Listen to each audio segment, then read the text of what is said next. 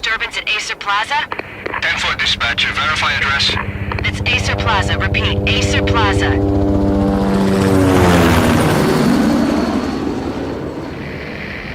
Shots fired on the rooftop. An assault in progress at Acer Plaza. Repeat, an assault in progress.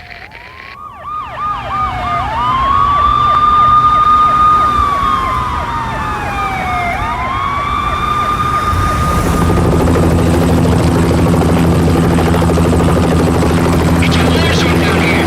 1085 dispatcher, need additional units. Additional units now. Officer in danger. Officer in danger. 10-5, please repeat. 10-5, all units, emergency. Officer in danger, Acer Plaza. Repeat, Acer Plaza, all units. They were all dead. The final gunshot was an exclamation mark to everything that had led to this point. I released my finger from the trigger, and then it was over. To make any kind of sense of it, I need to go back 3 years. Back to the night the Payne started.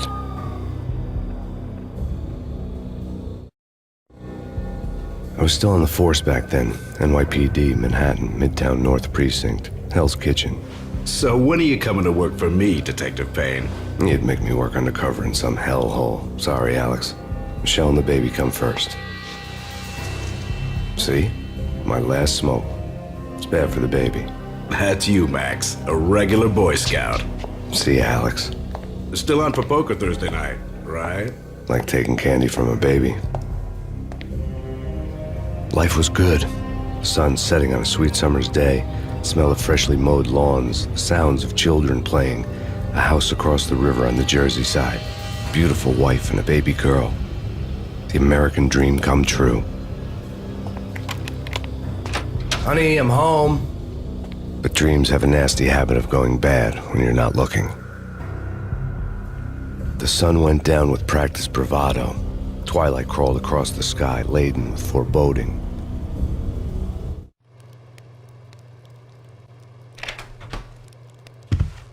Michelle, honey, anybody home? I didn't like the way the show started. They'd give me the best seat in the house, front row center. What the hell? Something ugly had been tattooed on the wall, a map of things to come. It was a poison syringe, a magic tag full of diabolical meanings.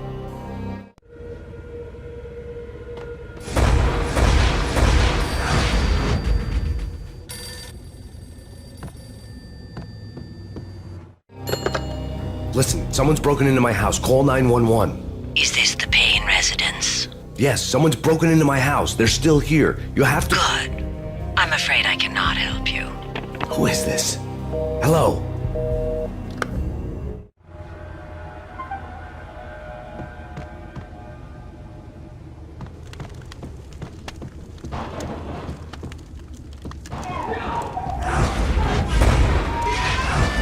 Michelle!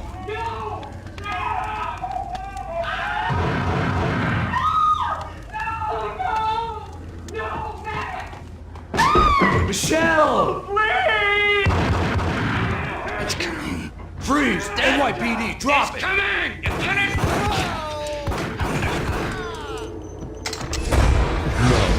No, please, God, no. The flesh of fallen angels!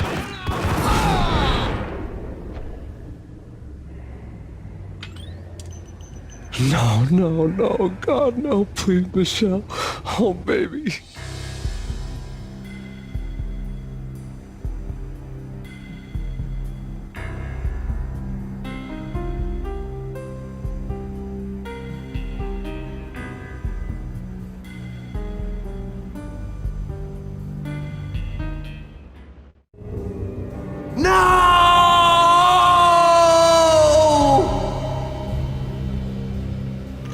That was 3 years ago. Everything ripped apart in a New York minute. The killer junkies had been high on a previously unknown designer drug, Valkyr, V. After the funeral, I told Alex I'd be transferring to the DEA. It took us 3 long years to get a break in the Valkyr case. Then, finally, 2 months ago, a dime dropper tipped us off that Jack Lupino, a mob boss in the Punchinello crime family, was trafficking I went undercover, infiltrated the worst mafia family in New York. I came in from the cold and the dark. Outside the city was a cruel monster. I've been slowly working my way from the small time to the big fish, trying to get to the source of the drug. Alex and BB were my only contacts in the DEA, the only ones in this decrepit city who knew I was down here. BB here. Something urgent has come up with Jack Lupino. You need to meet with Alex immediately at the Roscoe Street station. I hadn't had a face-to-face with Alex since I'd gone undercover. Outside, the mercury was falling fast. It was colder than the devil's heart, raining ice pitchforks as if the heavens were ready to fall. Everyone was running for shelter like there was no tomorrow. It didn't get any better when I got to the subway. The feeling hit me like a point-blank shot straight in the face. Something was not right about this. My Beretta stirred nervously under my coat, but the train doors had already shut behind me, and I was in for the ride. Next stop, Roscoe Street Station, and Alex.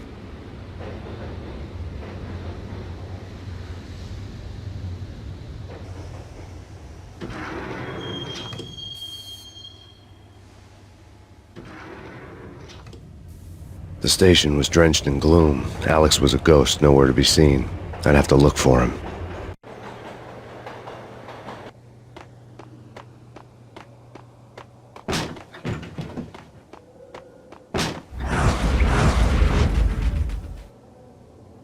Death was in the air at Roscoe Street. I'd have to find Alex fast.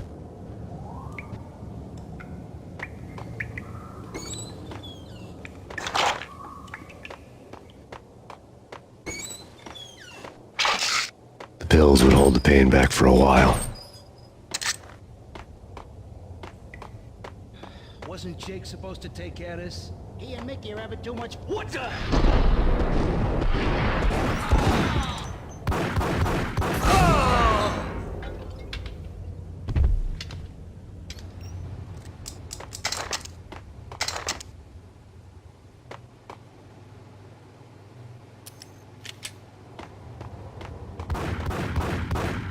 Yeah. What the?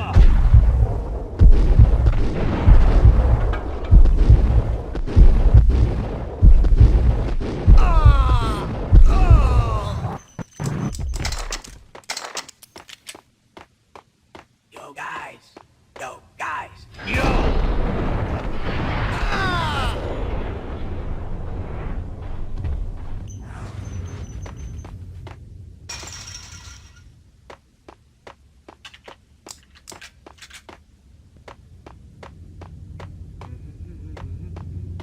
Hey!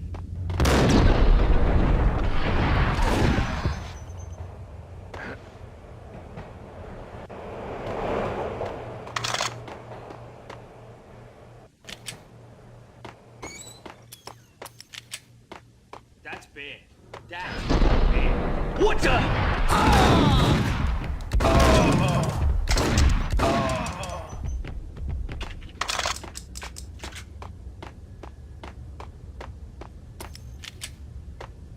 Kiss it goodbye.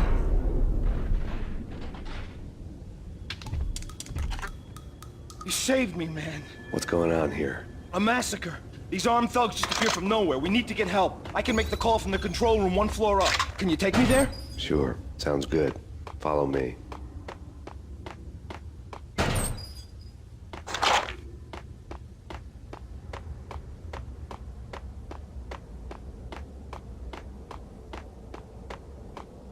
Hey, where are you going? The control room's up the stairs. There's no time to lose. We gotta get to the control room.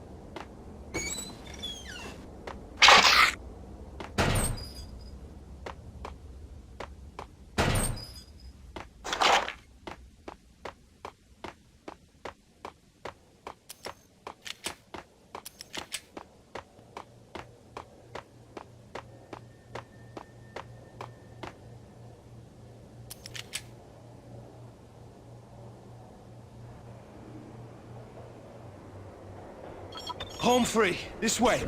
What the?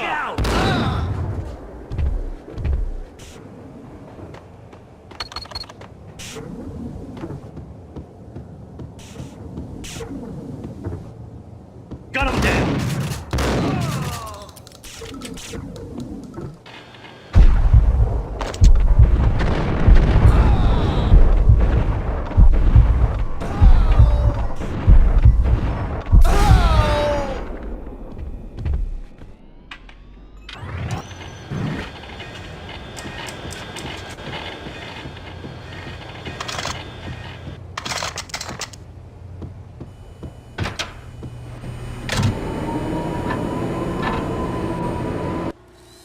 The train lit up like a Christmas tree. The power was back on.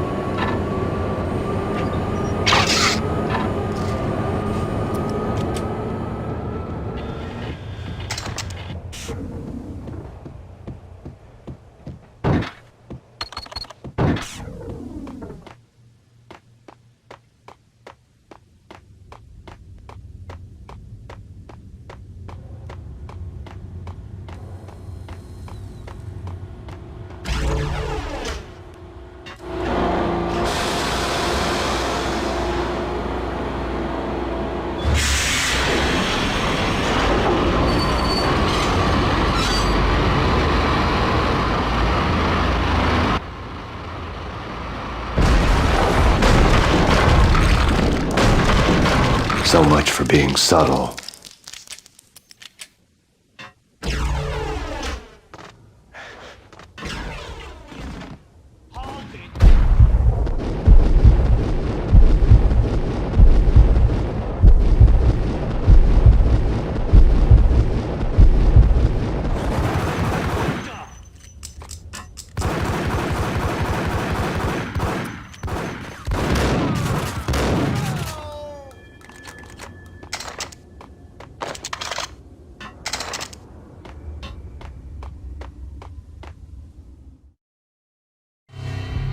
The rusty door led to an abandoned part of the station, closed off since the early 40s. Something big was going down at Roscoe Street. Maybe that's why Alex had wanted to meet me here. Maybe not. One way or the other, I was going to find out.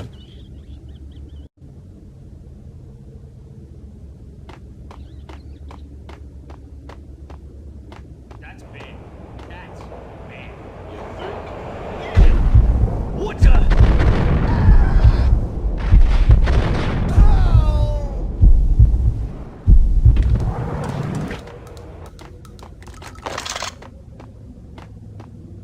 Hey.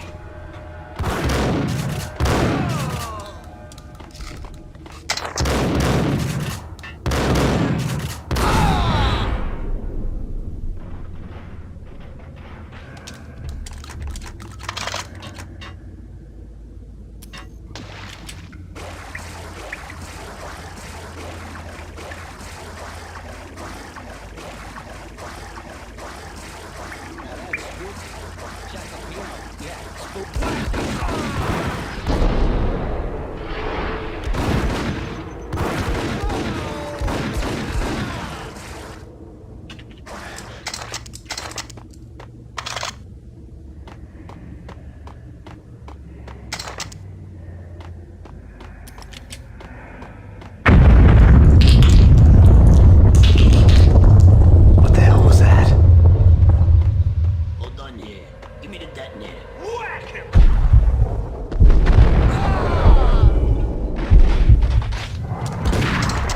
Gun him down!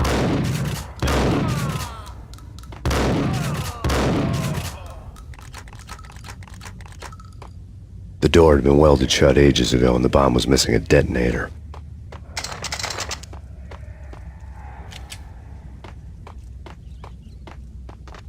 Okay, fellas. The police are on their way.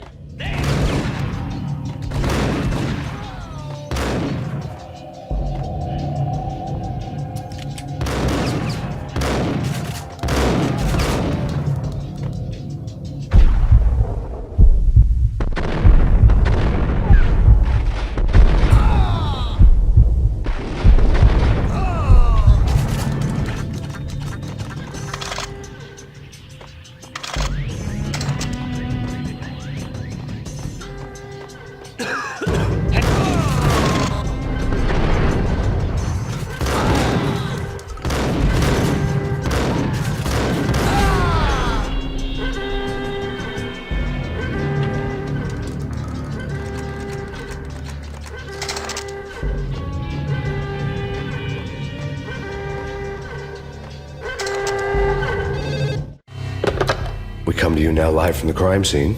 Who is this? Right back at you. This is Deputy Chief Jim Bravura from the NYPD. You are to cease your criminal activities and surrender immediately.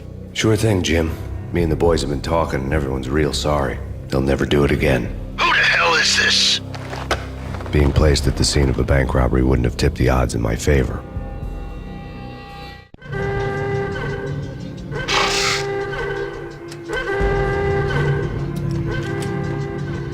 The bank robber's score lay on the table. The bank robbers had been after Acer Corporation bonds. The Acer success story had recently been on every channel and on the cover of every magazine.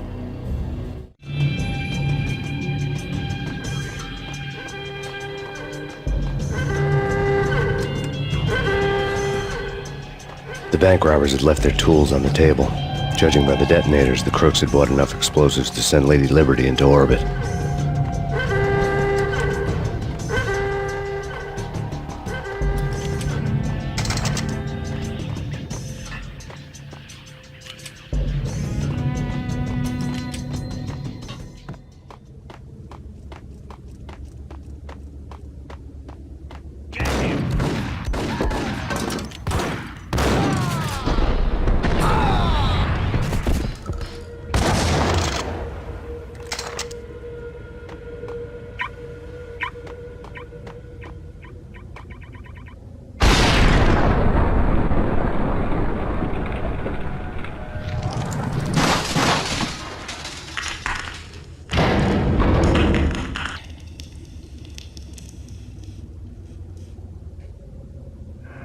Hold it!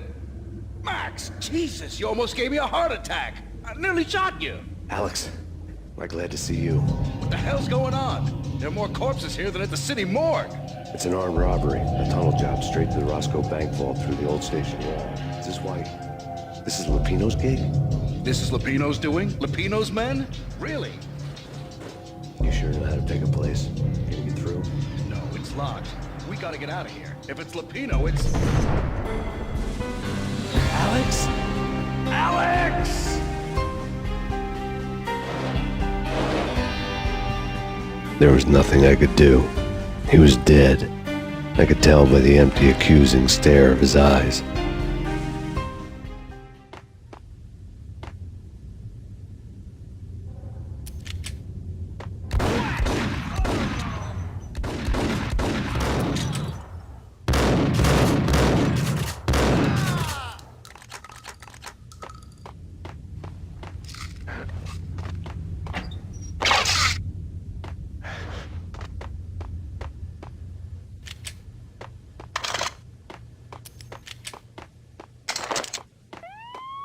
Let's get the hell out of here! Yo!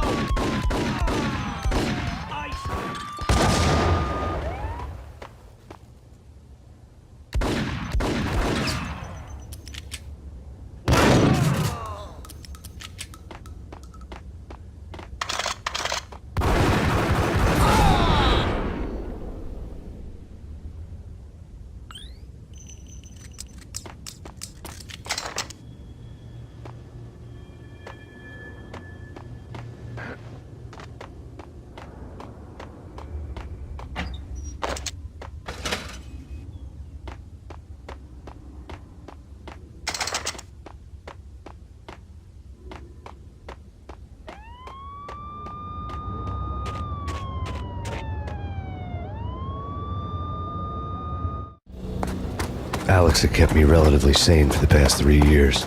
Now I didn't know how I felt. Somehow he had stumbled upon something big and ended up stepping on Jack Lupino's toes. Lupino ran his racket of sex, drugs, and contract killings from a sleazy hotel in a slum block of tenements. The NYPD was closing in. I could hear the sirens. Their wail was a crescendo. Lupino thought he could get us by taking Alex out and leaving me to take the fall for it. All he had gotten was my attention. I went for the hotel first. It was a sad old thing with flickering lamps and faded colors, cheap mobster punks and tired-eyed prostitutes. I walked straight in, playing at Bogart, like I'd done 100 times before. The place was run by a couple of murdering mobsters with shark smiles. The Finito brothers. Ladies and gentlemen, it's the pain in the butt. Pain to the max. You're killing me. Did you make that up yourselves, or you get some wine out downstairs to come up with it? Don't answer that. A rhetorical question. I got something for the boss. Lupino around? That kind of depends on who's asking. A friend or a junk squad plan. Don't answer. It's one of them, how do you put it, rhetorical questions. Lupino ain't here, but he said bye. Lupino wasn't in his cheap hotel. Instead, I ran into the Finito brothers. My cover had been blown. The door slammed shut behind me, and then I was dodging bullets like raindrops. Pain in the butt. Ha ha! Pain to the max. Junk squad thing. Got a ticket to Marble City for him. Eat first and lying down. Friggin' A.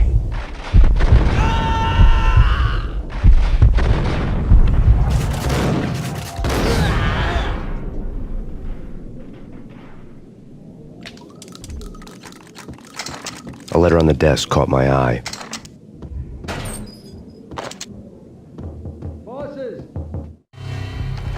I had met Lupino only once. The gangster ran all his rackets through his right-hand man, Vinny Gagniti. Gagniti was a high-strung whiner on the verge of breaking apart, like an overamped Energizer bunny.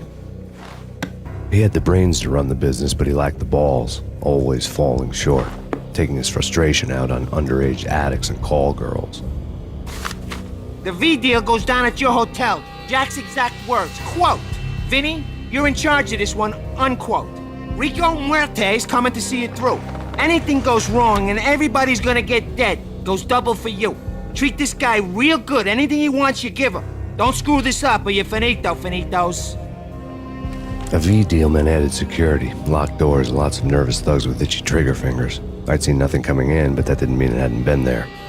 Rico Muerte was a regular Kaiser Soze, a spook story told to keep the apes in line. 313.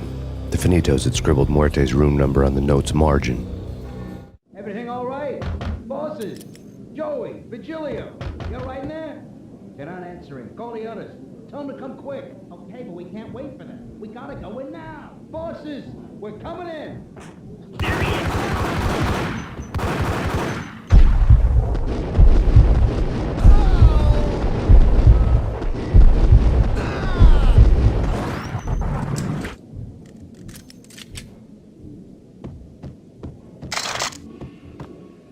Getting out was not going to be easy. The staircase was locked and the elevator had been busted for a decade or more.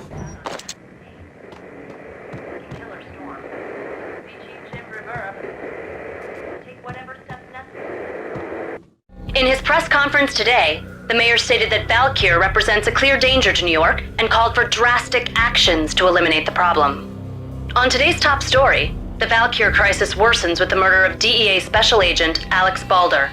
Special Agent Balder had been shot repeatedly from a point-blank range. The gunman has been identified as Max Payne. The noose is sure to tighten around this fugitive criminal as more NYPD units join the search to apprehend him. I had just gotten my 15 minutes of fame.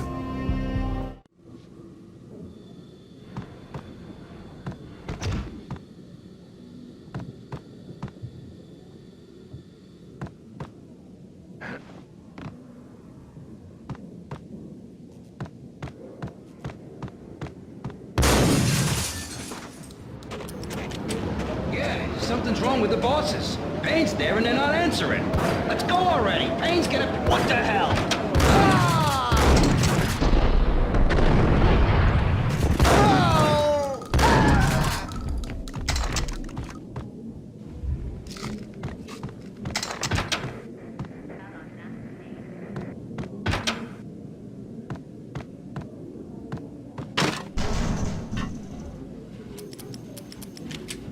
What the hell?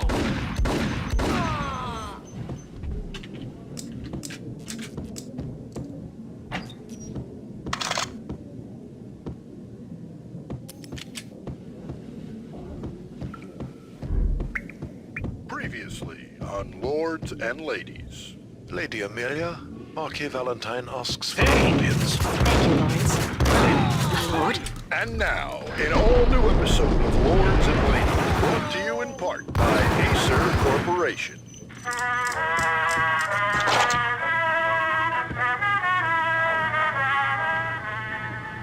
My lady. My lord? My lady, there is a matter of great importance I must bring to your attention. My lord, there is? Indeed, my lady, there is indeed. From the very first moment we met, upon that distant forest path, there has been sunlight in the autumn leaves blazing like the colors of your hair. Oh, my lord, you should not speak so. But my lady, I must. My lord, no! I forbid you. This cannot be. This must not be. But why, my love, why? My lord, it is too dreadful. Do not force me to speak the words. My lady, I beg of you, I must know. I would rather die than not know. Yes, my lord, we should both be dead, for this shame is too great for the living. My lord, I am your long-lost sister.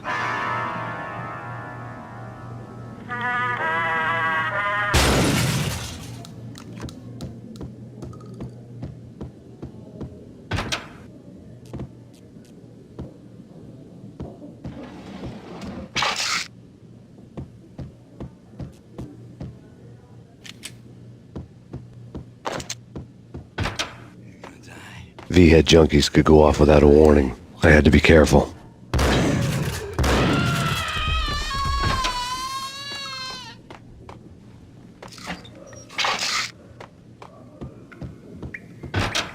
There he is! Got him down!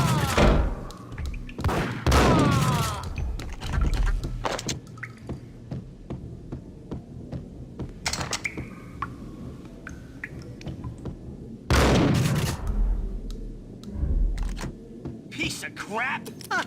Ooh, careful. It might... Ice!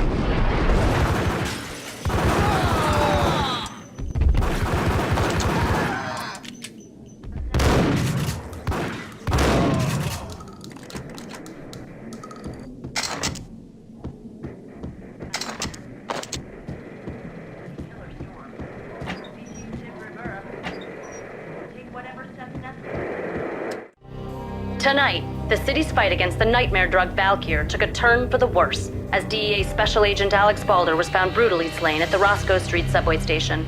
A suspect was seen leaving the site only moments after the shots had been fired, and the NYPD is currently in pursuit of Max Payne, a repeated felon believed to be armed and extremely dangerous. And now the weather. The worst winter storm in recorded history continues to pound the city. Here stated that Valkyr represents This party had been dead for a while. I couldn't say I was sorry I'd missed the show.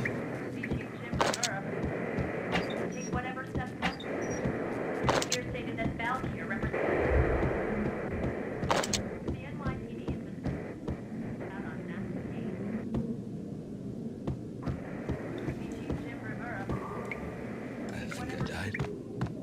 I think I'm dead.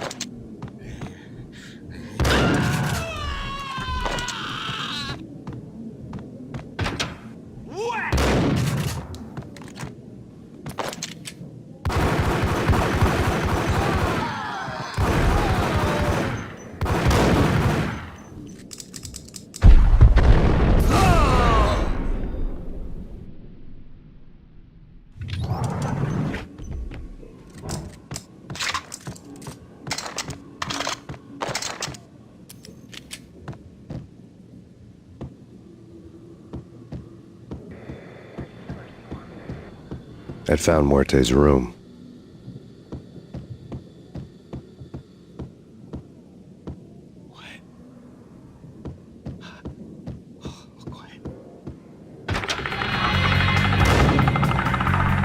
Muerte had received a letter. Our investigation had turned up nothing to link Angelo Punchinello, the head of the Punchinello family, to Valkyr. All tracks had ended with Jack Lupino. The letter in Muerte's room was signed by the Don himself. It was the first hint that the Kingpin knew what was brewing inside his syndicate. The trouble you got into after the Chicago screw-up. The Punchinello family bailed you out. You have been waiting for a chance to pay us back. One of our trusted boys has a monkey the size of King Kong on his back. We need your special skills for backup on a major deal. Collecting evidence had gotten old a few hundred bullets back.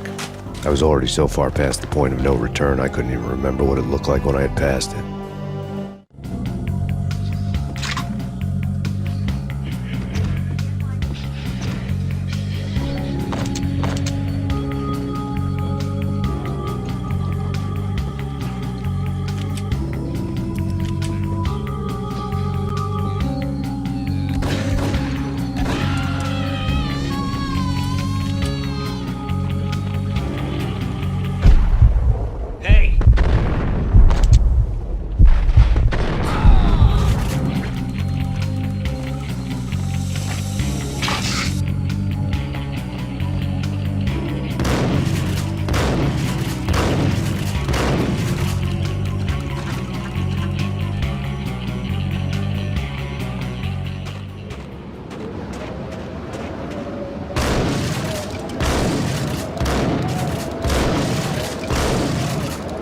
I didn't want to know what had happened here. It was not a pretty sight.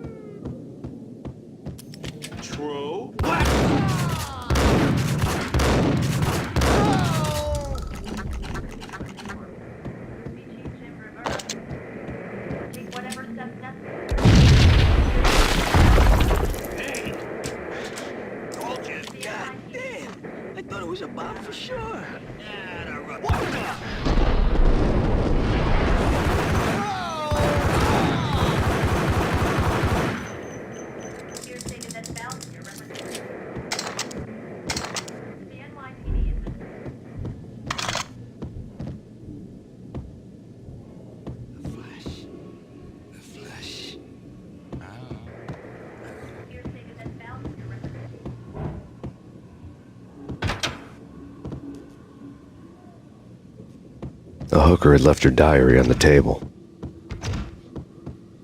The diary belonged to a hooker named Candy Dawn.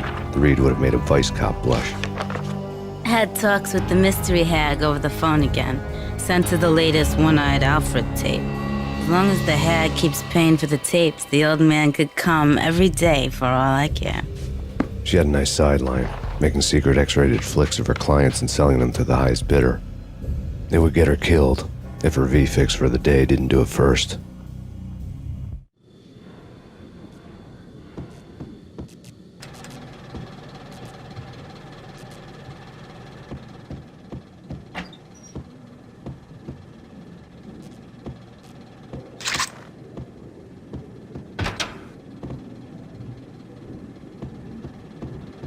What the hell?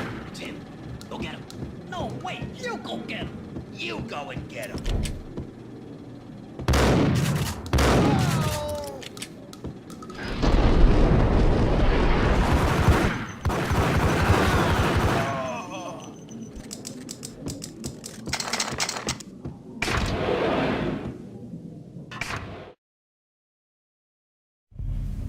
The old service elevator rumbled down to the bowels of Jack Lupino's hotel.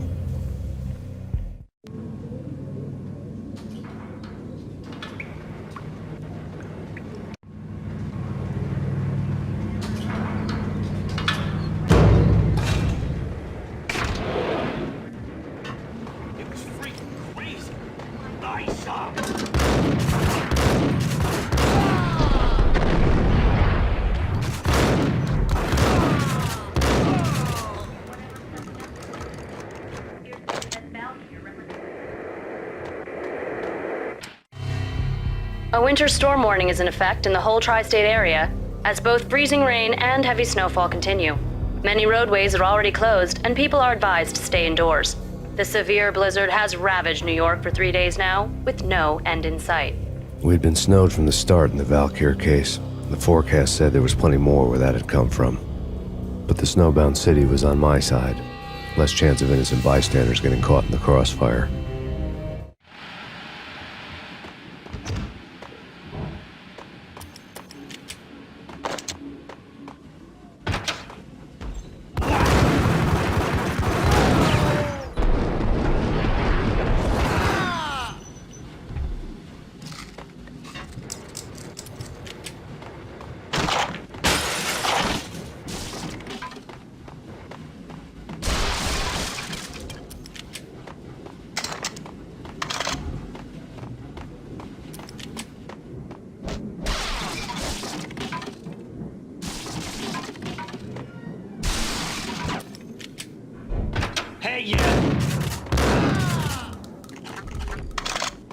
Exhibit number 1, a newspaper. A dead man tied to a chair lay on the boiler room floor. Captain Baseball Bat Boy has an unbeatable track record in superhero death matches. But a 6-pack of root beer gets me every time. The murder weapon was a baseball bat, now lying in a pool of drying blood next to a newspaper folded open on a Captain Baseball Bat Boy comic strip.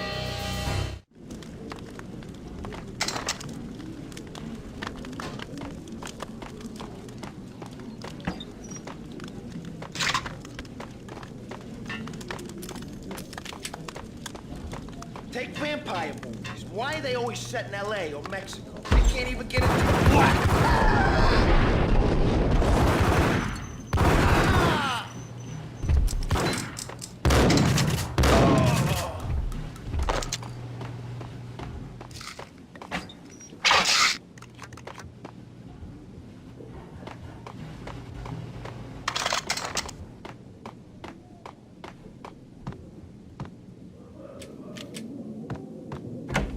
Chill with the guns. Trust me, you don't want to piss Muerte off. Gentlemen, let's do business. Green for green. Cheers at green-eyed angels. Amen.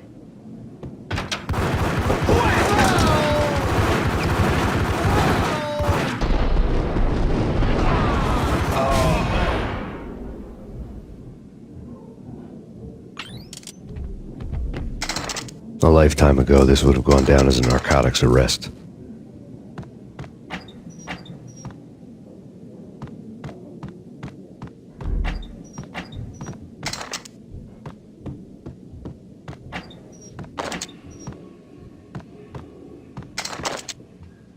It was dirty money. The transparent cylinders glowed green, full of Valkyr. There was a key on the table.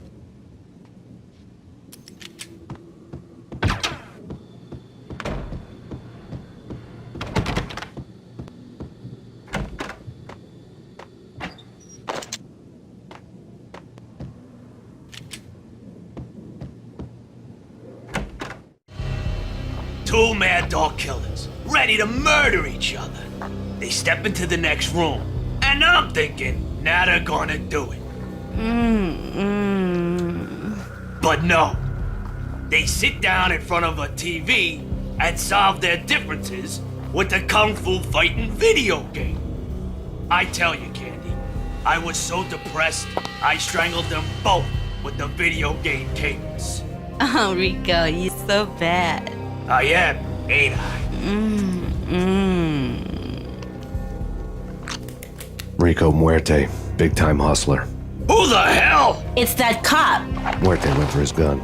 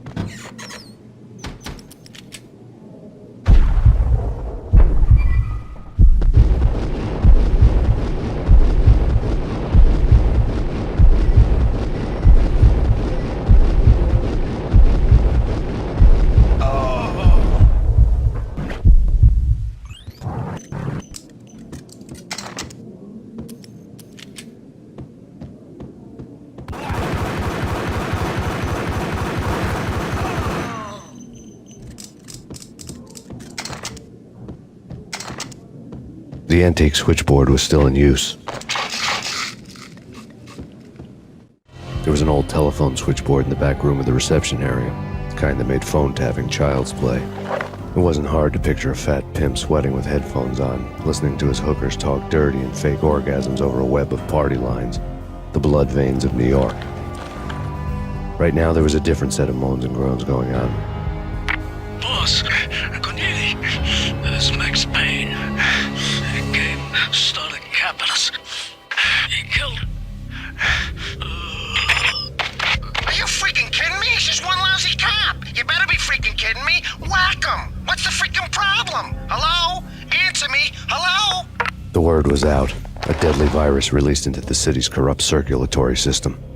Something wicked this way comes. Max Payne at large.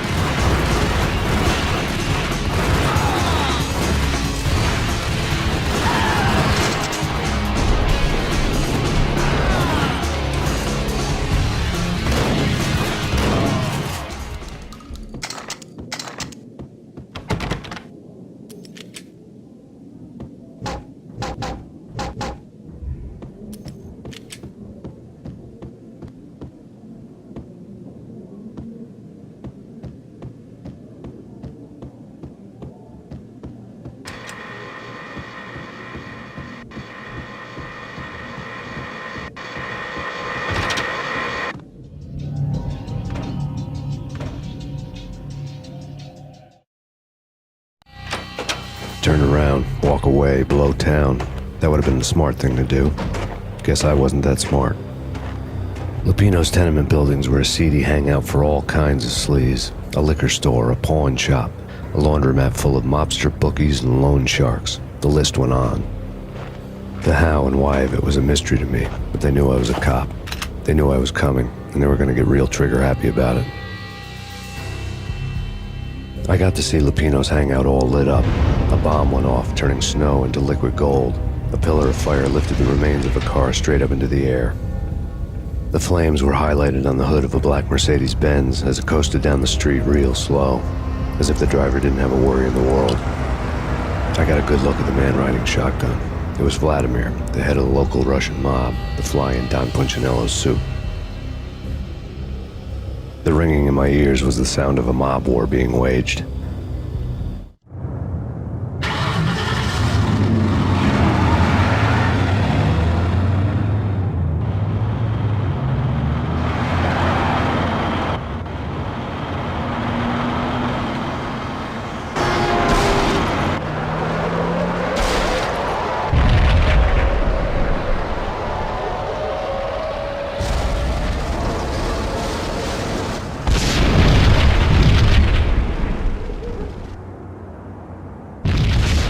Another bomb exploded inside the closest slum building. It was a lucky break.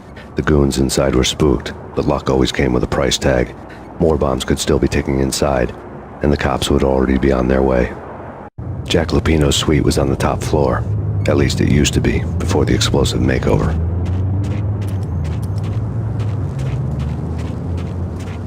I don't know, man. I don't know about this. Quit worrying, man. Think of it as Christmas. Yo!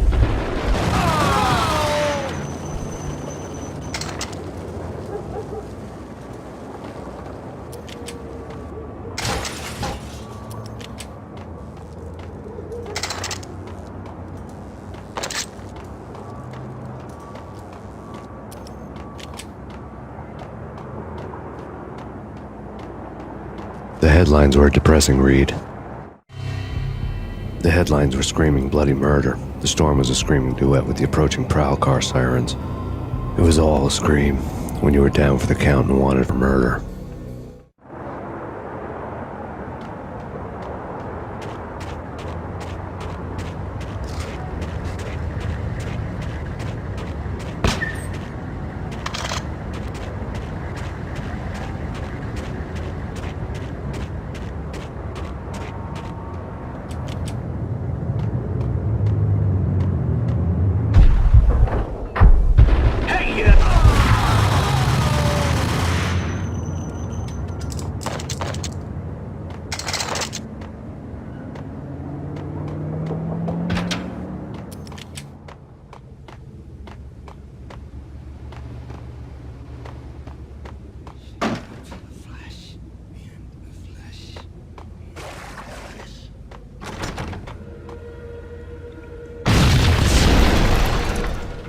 The whole building was rigged with explosives.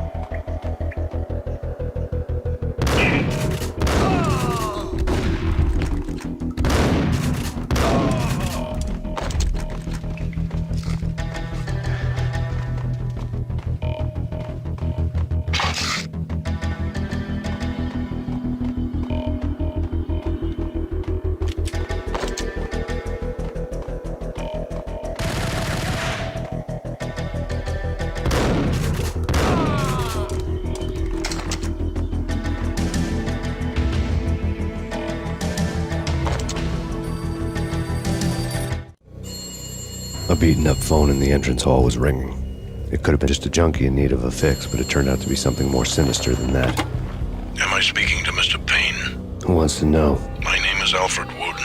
You must hurry. The police are on their way. Tell me something I don't know. They know you're there. How? And what's it to you? I will contact you again.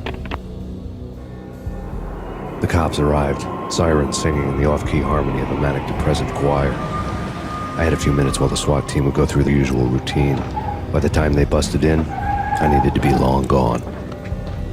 Max Payne, this is Deputy Chief Jim Bravura from the NYPD.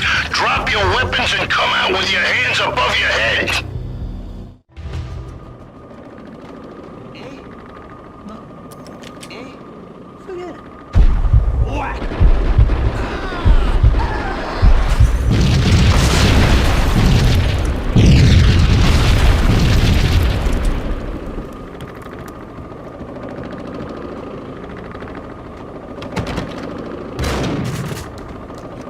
Someone had left a letter on the counter. Suddenly it all made sense. The bombs, the Russian mob boss making an appearance in person. Gognitti was his usual self, all talk and no walk. After our hit, the Russian has only a couple of guns left and they can be bought. There's no freaking way he has the guts to try anything after that. As it turned out, the Russian had plenty of guts. One thing you could count on, you push a man too far and sooner or later he'd start pushing back. There was a key on the shelf. Put your hands where I can see.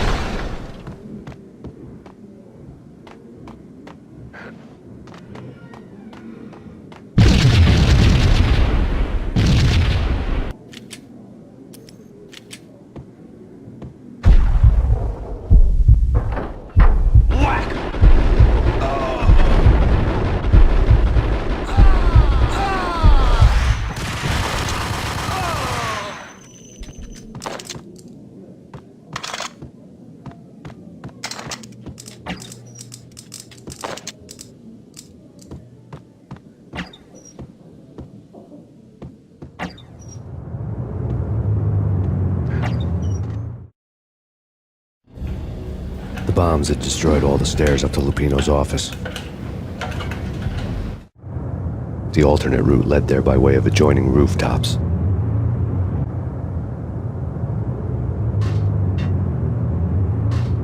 It's never been this cold. Never ever. It's like the sky's falling. Yes, sir. It's the end of the world as we know it. And I don't feel fine. I don't feel anything. Not a thing. I'm freezing my butt off.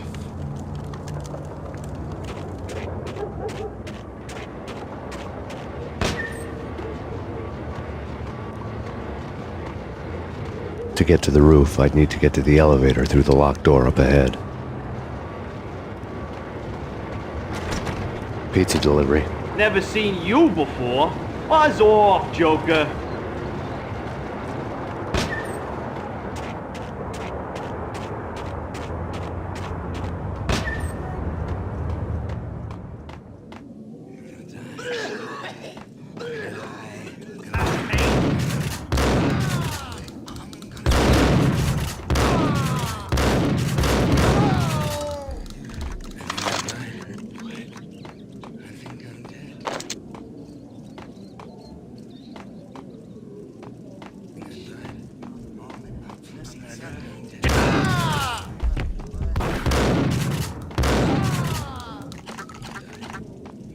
Think I'm dead.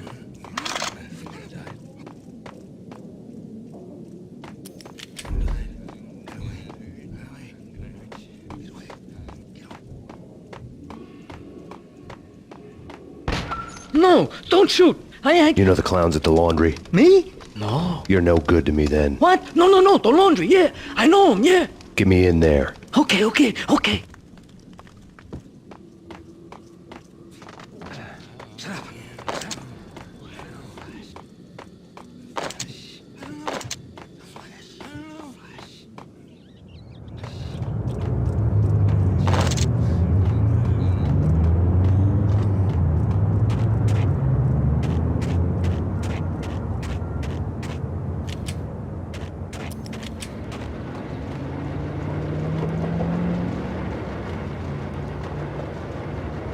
It's me. Open up. Let me in, quick. Not so fast. The password. John who? Come on. Okay, John Woo. All right. Come right in. It's a trap! There he is.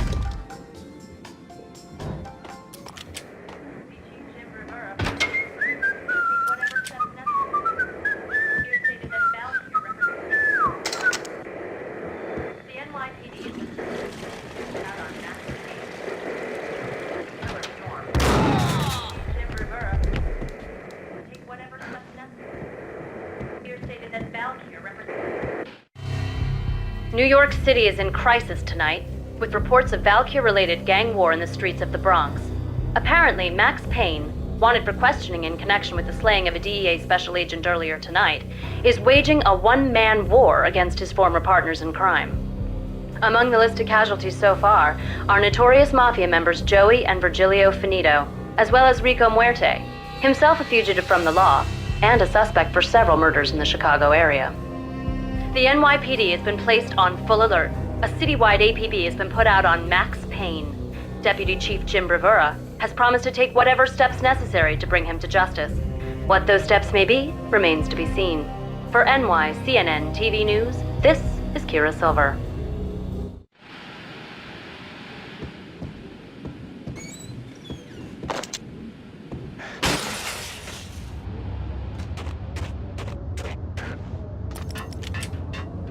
This week on Address Unknown. It's the last place I've been.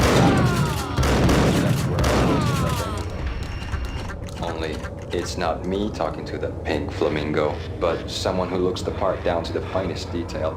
Except that he's evil. I'm hiding in the shadows, watching it all unfold. The flamingo speaks. You can speak here. It says, "Mirrors are more fun than television." That's, mirrors are more fun than television. Somehow I know this, just don't ask me how. And I, not me, but my double, nods and smirks at this like it was the funniest thing in the world. And then something goes wrong, and suddenly they know I'm there, hiding behind them, and they both turn to look at me with cold eyes. And the flamingo speaks again.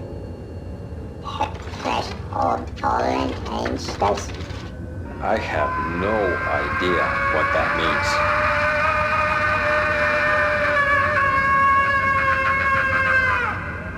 And that's when I always wake up to my own screen, in that brightly lit white hospital room, strapped to my bed.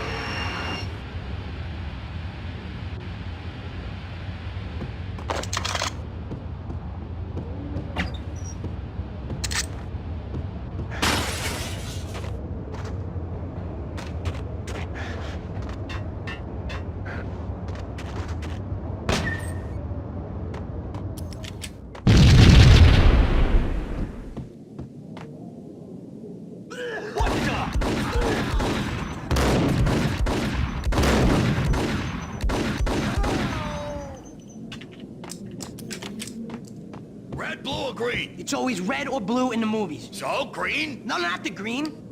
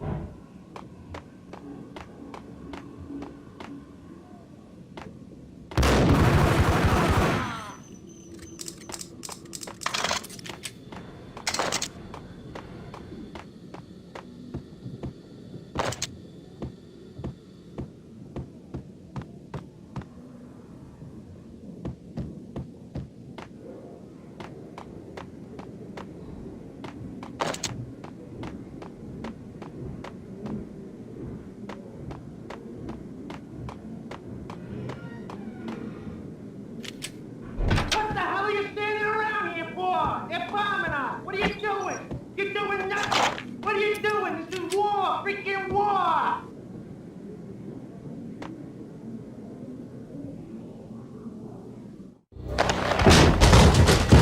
Vinny Gognitti, just the man I've been killing to see. Payne? Freaking Fed! I knew from day one there was something screwy about you. What do you think you're doing? You're a freaking cop. You ain't got squad on us. You can't just come in here waving your piece like it meant something. Yeah! Oh my God! Oh God, you shot me! Ah! You're dead, Payne! What the hell are you waiting for, you apes? Kill him! Kill him! With pleasure, boss. Gognitti bailed. I made like Chow Yun Fat.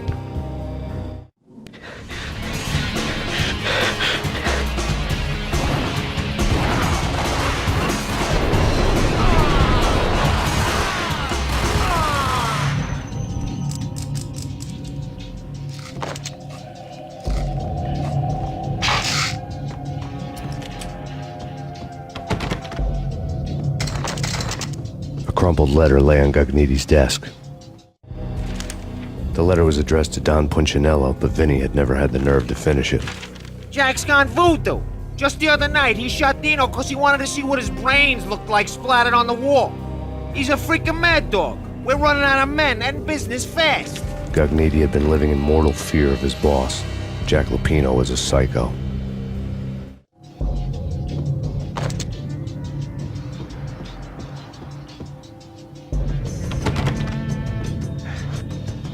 Vinny Gognitti was running scared. He could run, but with a bullet in his stomach like a broken bottle of Tabasco, he was quickly running out of time. He knew where his boss was, and I wanted to square things up with Jack Lupino.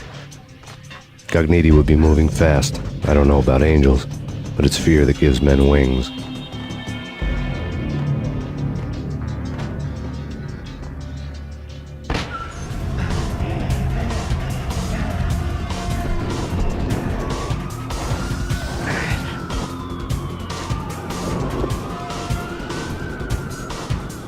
Gognitti hitched a ride. To catch him, I'd have to follow his lead.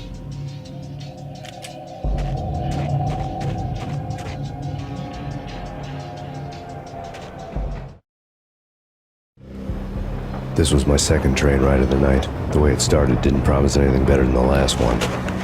Freezing wind tearing at my face like sandpaper and razors, ice hard and slick under my hands and feet. And somewhere in the background, the wail of sirens, the city howling after me. New York sped by in fast forward. Dark rooftop water towers and a dead forest of antennas and chimneys, all a blur. When the train he was riding slowed down, Gognitti made his move.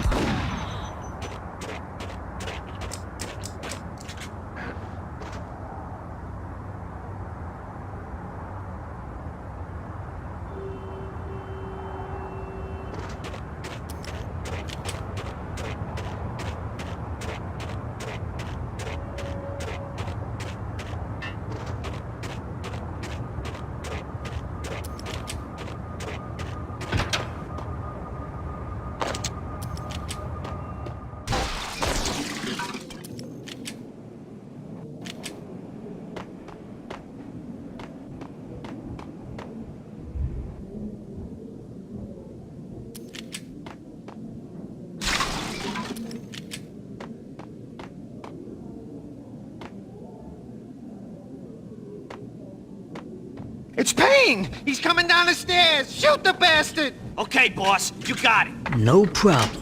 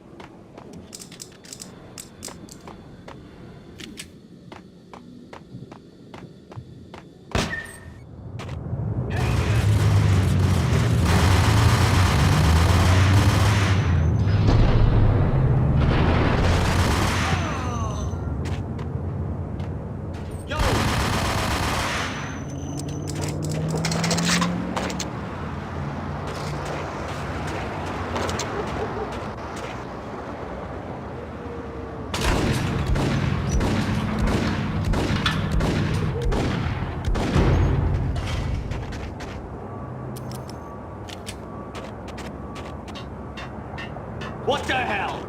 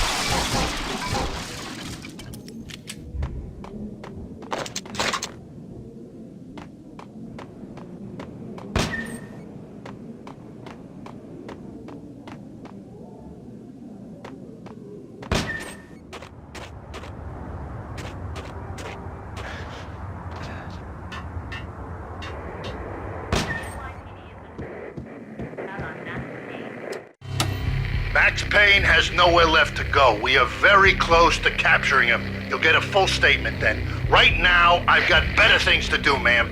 That was Deputy Chief Jim Rivera from the NYPD with no further comment at this time. Apart from his suspicious food habits, I figured Bravura to be one of the good guys. Fate had just dropped us on different sides in this. But when it came to capturing me, he was way out of his league. I had already ditched the cops a couple of rooftops back. For now.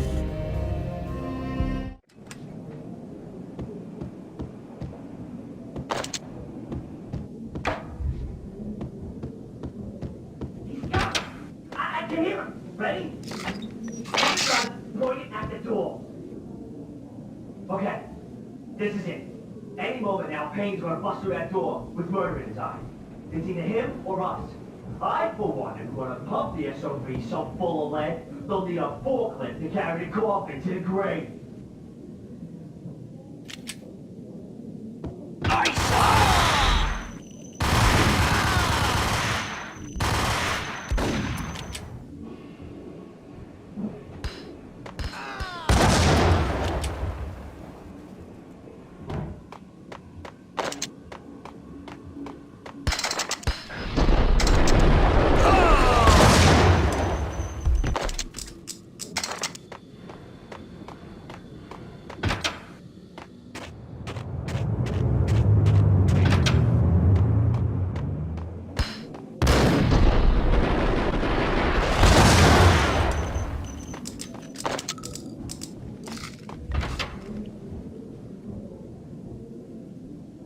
me, goddammit!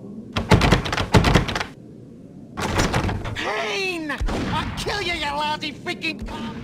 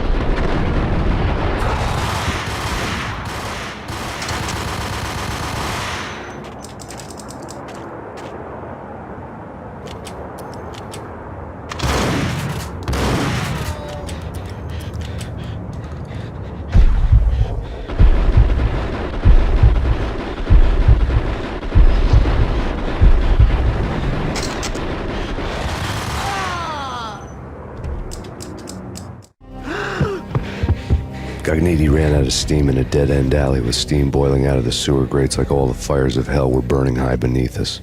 It was shakedown time. Where's Lupino? Screw you! Bad start, Vinny. Ah! Police brutality! I rate pretty high on that. You can't just hurt me in cold blood? Just keep telling yourself that. Listen good, Candyman. I'm not gonna be anybody's fall guy. I want to know where your boss is hiding. There was no glory in this. I hadn't asked for this crap. Trouble had come to me in big dark swarms. The good and the just were like gold dust in the city. I had no illusions. I was not one of them. I was no hero. Just me and the gun and the crook. My options had decreased to a singular course. I'll tell you, just don't hurt me no more. Lupino's at Ragnarok, the nightclub. Book me, take me, hold me to the freaking jail, just don't hurt me. Your rights will be ready at your funeral. Ragnarok was Lupino's private nightclub, a den of drugs built into an old theater. I knew what waited inside. V had junkies ready to explode in random acts of senseless violence, and Lupino's goon squad, the worst stone-cold killers this side of hell. Ragnarok was as inviting as a headache, flickering and flashing to a machine gun beat. The belly of the nightclub was a gothic theme park that began with bondage games and led to the nasty stuff from there. As subtle with its dark message as a cop killer bullet through the heart, like father, like son, just like Jack Lupino.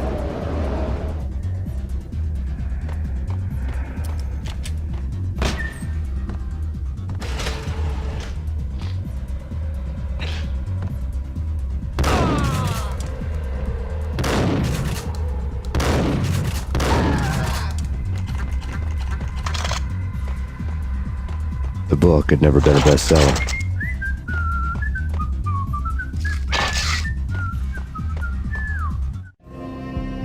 Given the setting, I was surprised to find that somebody had been passing time reading. The paperback was entitled The Age of Murder and Storm. The blurb on the back mentioned Norse mythos and Ragnarok, the end of a Viking world with a terrible winter that covered the earth in ice, when vile crimes were rampant and all humanity lost. I could see how somebody impressionable might get it into their head that we were at the end of time. I was also beginning to see what the nightclub and its owner were all about.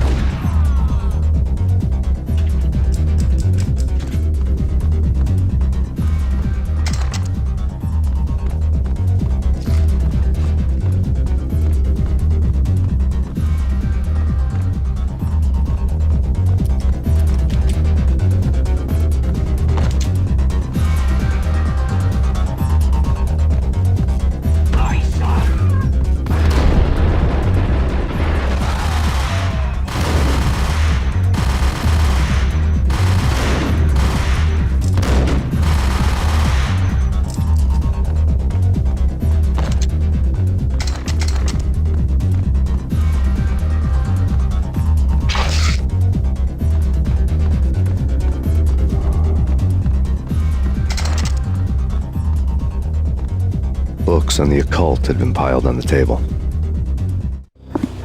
The room was stacked with light reading, such as Necronomicon, Witchcraft, and Paradise Lost. Old exotic titles like Malleus Maleficarum and De Umbrarum Reini Novum Portus. Books with pentagrams on their covers, all dealing with the occult and the infernal, lying between stacks of horror videos and a couple of Ouija boards. The only thing I could take seriously was the thought of Lupino taking it seriously. He had been spending a lot of time getting intimate with the guy downstairs.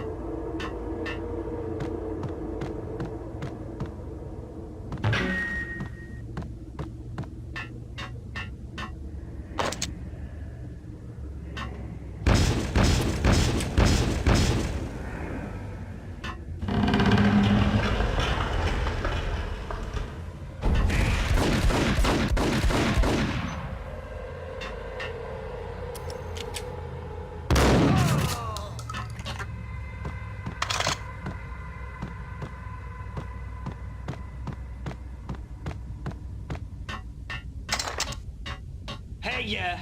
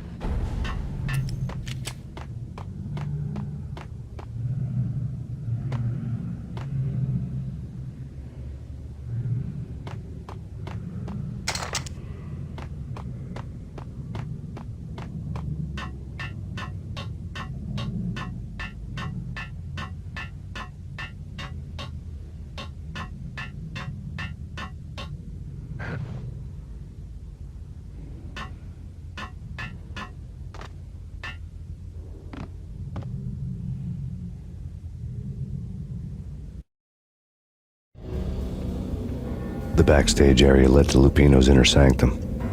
The hot air inside was like an invisible wall, thick with incense and something else, a sickly sweet smell that made you gag. This was the rotten core of the Big Apple. Lupino lurked somewhere ahead, like a spider at the center of his web, waiting. The vapors in the air started to make my head swim. Torn pieces of a letter lay scattered on the sofa. Punchinello had threatened Lupino in writing. The note had been torn to pieces, bloody fingerprints all over them. Don't want you to think that one of my boys is not playing with a full deck. Shape up, Jack. We are running a business here. I'd hate to send the trio to strong-arm you. The trio were the Don's notorious henchmen. It was obvious that Lupino hadn't been intimidated by the threat. Lupino's notes covered the table. Jack Lupino was crazy, all right. The table was scattered with notes of demented arcane nonsense written in rusty blood, a mishmash list of demons, devils, and dark gods evoked. Beelzebub, Asmodeus, Baphomet, Lucifer, Loki, Cthulhu, Lilith, Hela, blood given to you all. He was after that old Faustian deal, your soul for power and fortune. Just sign on the dotted line with your blood. Lupino's notebook lay on the pedestal. Jack Lupino was crazy, all right.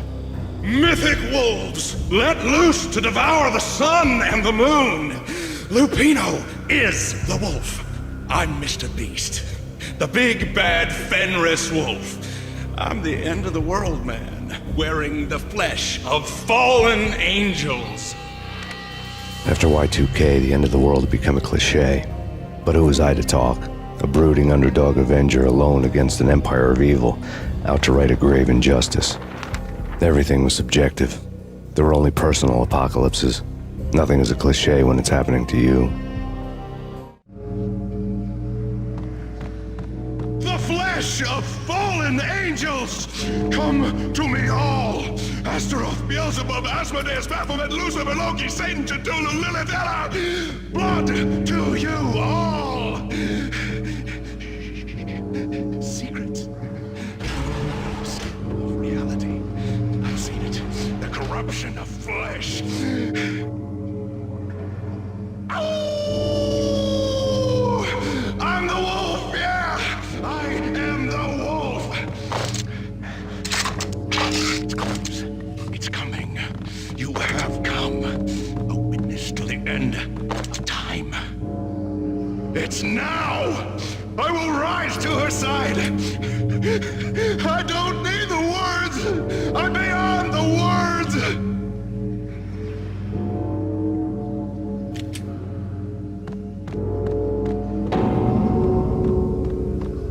Hey, yeah.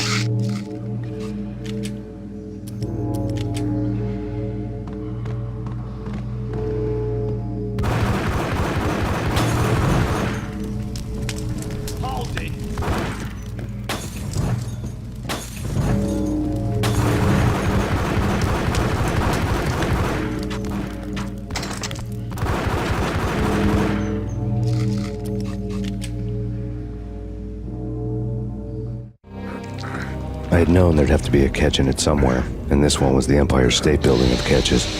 Lupino just pumped up and dying to go 15 rounds with a mutant alligator. And then he started this spooky monkey talk, straight from a bad dream. Mine. I have tasted the flesh of fallen angels. I've tasted the devil's green blood. It runs in my veins. I've seen beyond a world of skin, the architecture of blood and bow and arrow. Death is coming! She is coming, and hell follows with her. This is the twilight winter. I am ready to be her son. Her time is now, and all who stand in her way must die!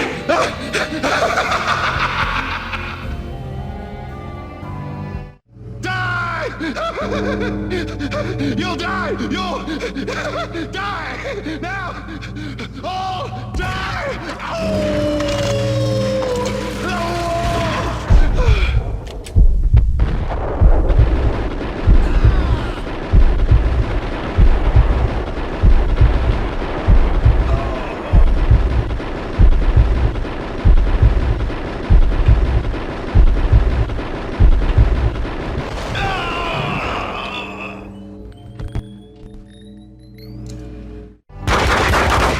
Finally went down.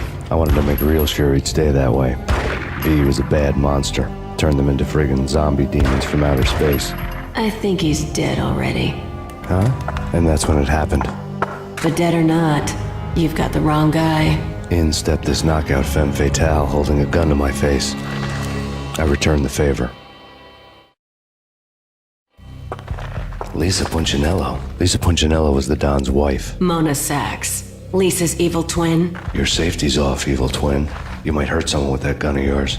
Lisa's the damsel in distress. I'm the professional. I'd blow you away without batting an eye. Sure, and you can check out my credentials splattered all over this joint.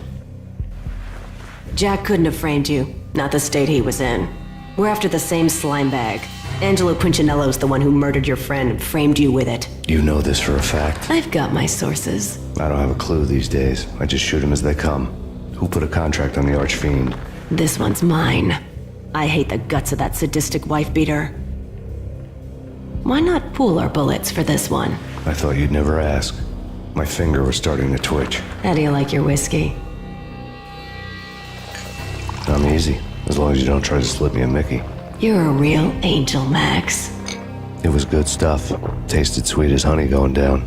Nothing personal. Can't risk you going berserk and getting Lisa killed.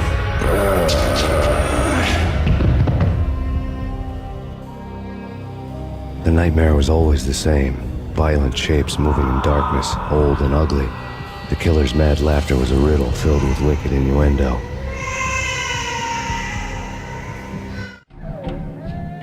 Somewhere, the baby was crying.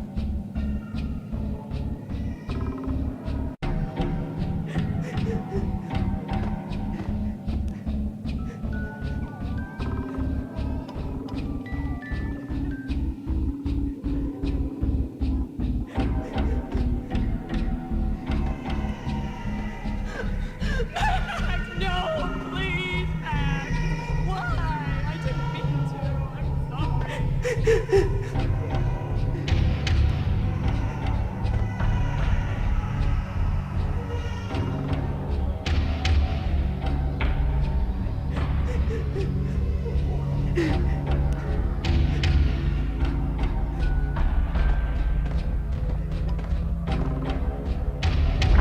have known it when we found you snoring next to Lupino's corpse. A comedian, huh? The pictures were filled with good old times.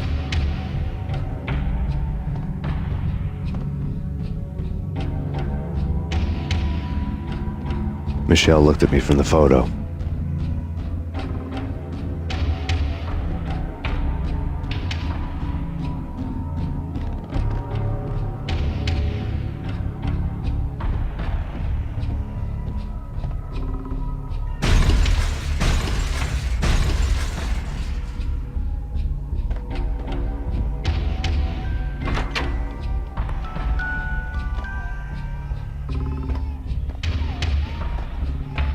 I really love to watch cartoons. Captain Baseball Bat Boy's my favorite.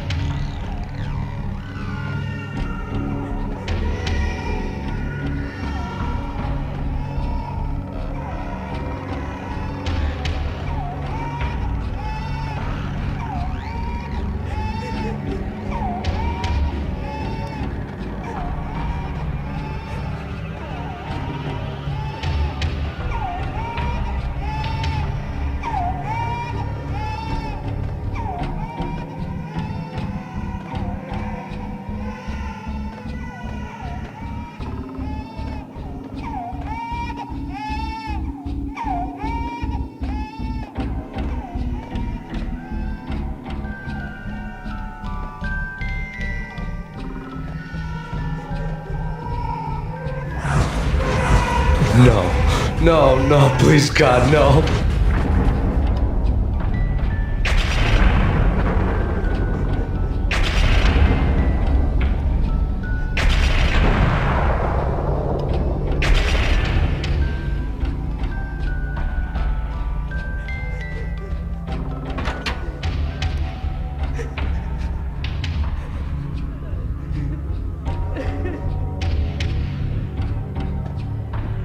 Slice them, dice them, shoot them full of holes, blow them to bits, vaporize them, disintegrate them.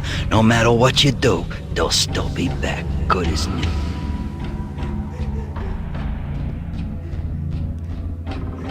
Michelle's diary lay on the table. Michelle was working part-time in the district attorney's office. Her diary was open on today's entry, her handwriting all pretty curves. An army dossier found its way to my desk yesterday. Valhalla? Isn't that a Norse myth? Something about Vikings? I tried to tell Max about it, but he was busy, that cute frown on his brow. Guess it's nothing, just a mix-up at the courier service. From now on, I would always find time for her. It was a hollow promise. Too little, too late.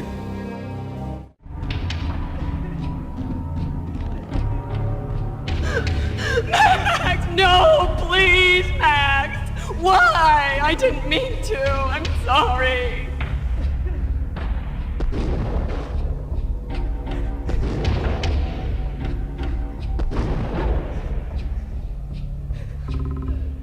Murderer! You killed her! Nothing like that ever happens in the real world.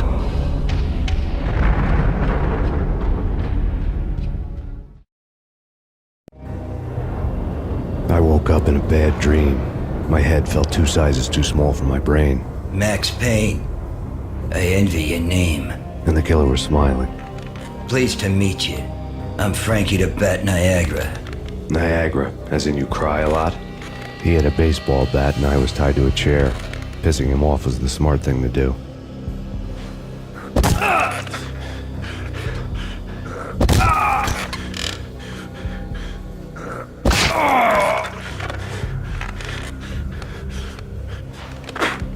Nothing wrong with a little laugh now and then. Take me, for example. I love to watch cartoons. Cartoon violence is a fascinating thing.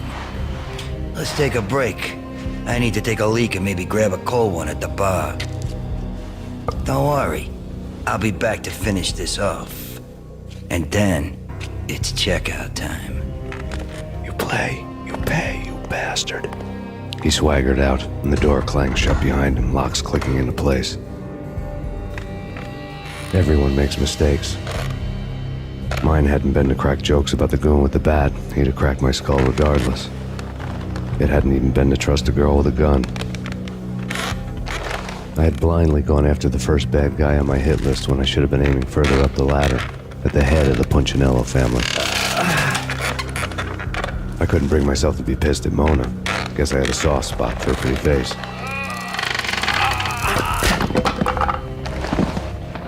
But when somebody decides to play baseball with your head, you tend to get sore. They had dragged me back to the basement of Lupino's hotel. I was beaten, bruised, and blue. I felt like the chair I had broken to get free.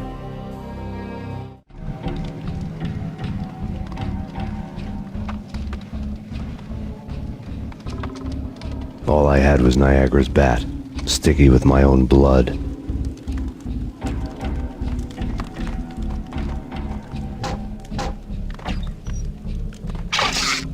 Without a gun, I'd be no match for Frankie's men. I'd have to play hide and seek with them.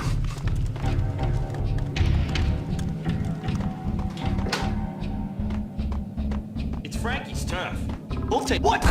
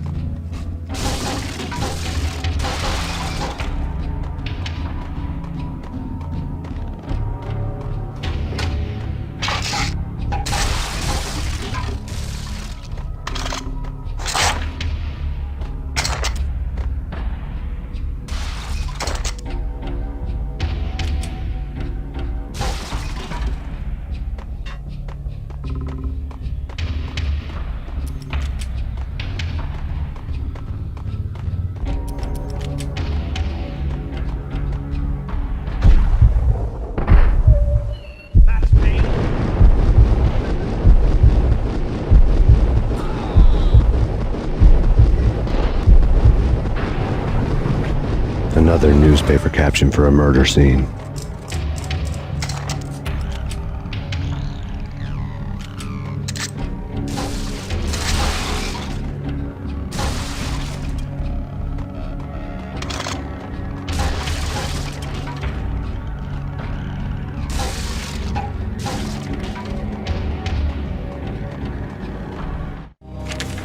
Frankie had left his calling card, a Captain Baseball bat boy strip, next to a sewer passage filled with bodies. You'd better not mess with Captain Baseball, Bat Boy. Even my archenemy, Bicycle Helmet Girl, swoons at the sight of me. Aha! There were enough corpses to put a mass murderer to shame.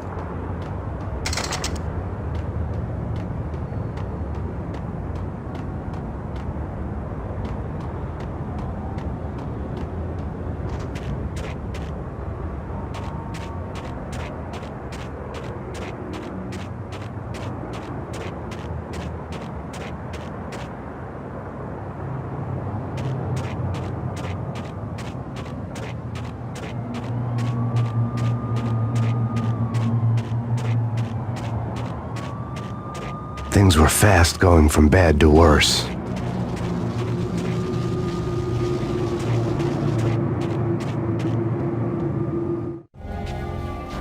The men in blue had come and gone. They had decorated the place with chalk outlines and tied it together with yellow tape. The cops who had stayed behind were dead.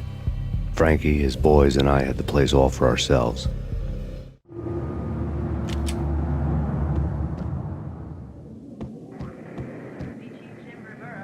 Just forget about it. Just forget about it. Hey, just forget about it.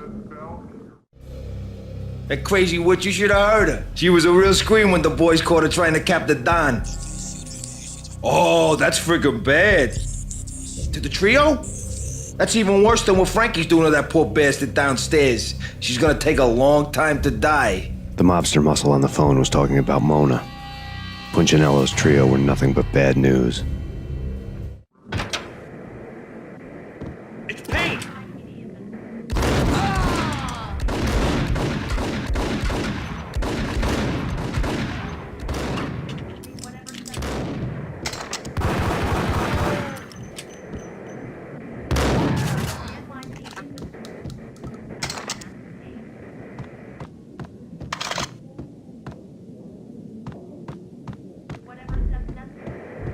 More evidence that Punchinello didn't like me much. The fact remains that all the victims so far identified in the Ragnarok shooting have been known criminals, many of whom had large doses of V in their blood. Reliable sources say that Max Payne was also among those killed, although no body has been recovered at this time. Reliable sources. That meant somebody thought the Mafia had me, and didn't want the cops snooping around anymore. The body would be delivered to them barely recognizable. Case closed. Don Punchinello had the power to be that reliable source, which was no news. But his news was old news. Framing me hadn't been enough. Don Punchinello had put a hit on me. He wanted me dead, and it had been important enough for him to give written instructions to Frankie about it. Max Payne should die like a dog for the trouble he's caused. Frankie, I know I can trust you to give this matter the dedication it needs.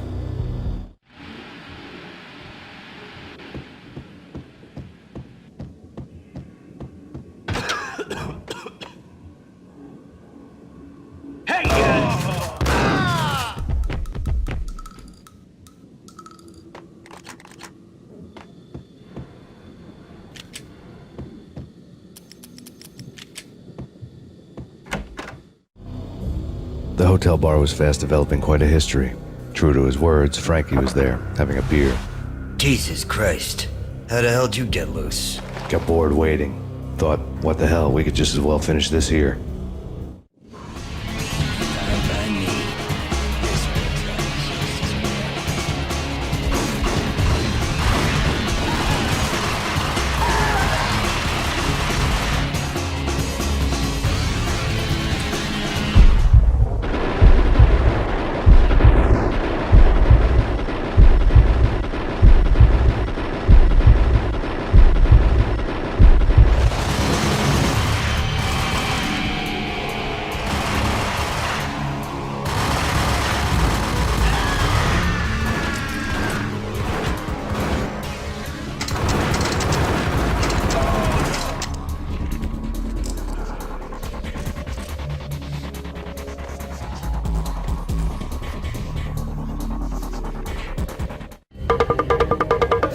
Thank you. You've been a lovely audience.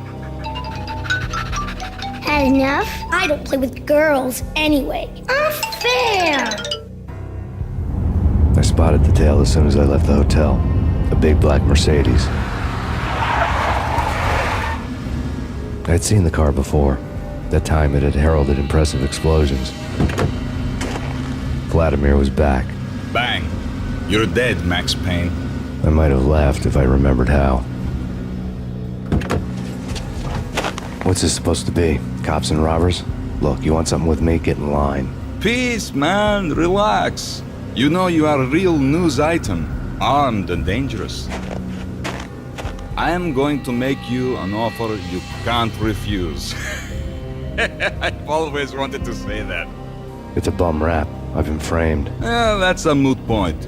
Whatever you did or did not do, I'm sure you had good reason for doing it. Want to hear me out? I'm listening. Punchinello messing with V is bad for business all around. But that's not all. There is this guy, Boris Time, used to pull jobs for me. He's the captain of the cargo ship Charon. Now the bastard turncoat has gone over to the other side, Punchinello's. The ship's loaded with high-res hardware, guns, my business. If Punchinello gets hold of that cargo, he's won and I have lost. And you'll have your work cut out for you. If you want to get to Punchinello, you'll need heavy-duty persuaders. I am just the man to get them for you. Change the ship back under my flag, maybe pop 2 in the traitor Dime's head while you're at it. You'll get enough guns to start the apocalypse. You in or out? Let's get this show on the road. Vladimir was one of those old-time bad guys with honor and morals, which made him almost one of the good guys. None of us was a saint. The Brooklyn riverfront was a maze of rusty containers, sharp-boned cranes looming up from the snowstorm. On a night like this, you couldn't help but think of the dark army of dead men sleeping with the fishes, cement shoes in line. No Minotaur lurked in this labyrinth, but somewhere out there, on the clanking deck of his cargo freighter, the skipper of the Chiron was waiting, like the ferryman of the river Styx.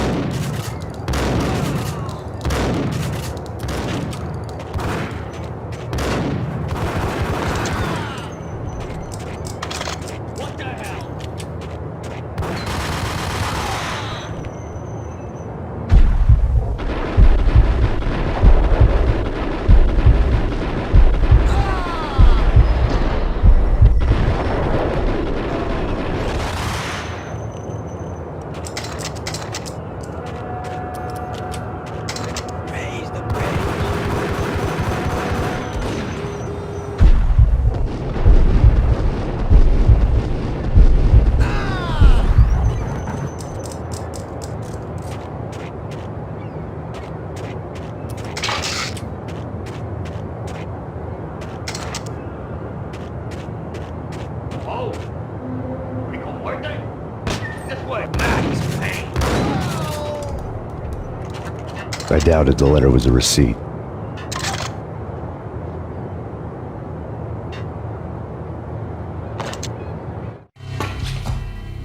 Rico Muerte had come to town to do more than just sort out family troubles. Exhibits number 1, 2, and 3. A briefcase of money, a sniper rifle, and an envelope with one word neatly printed on a folded piece of expensive paper. Mayor.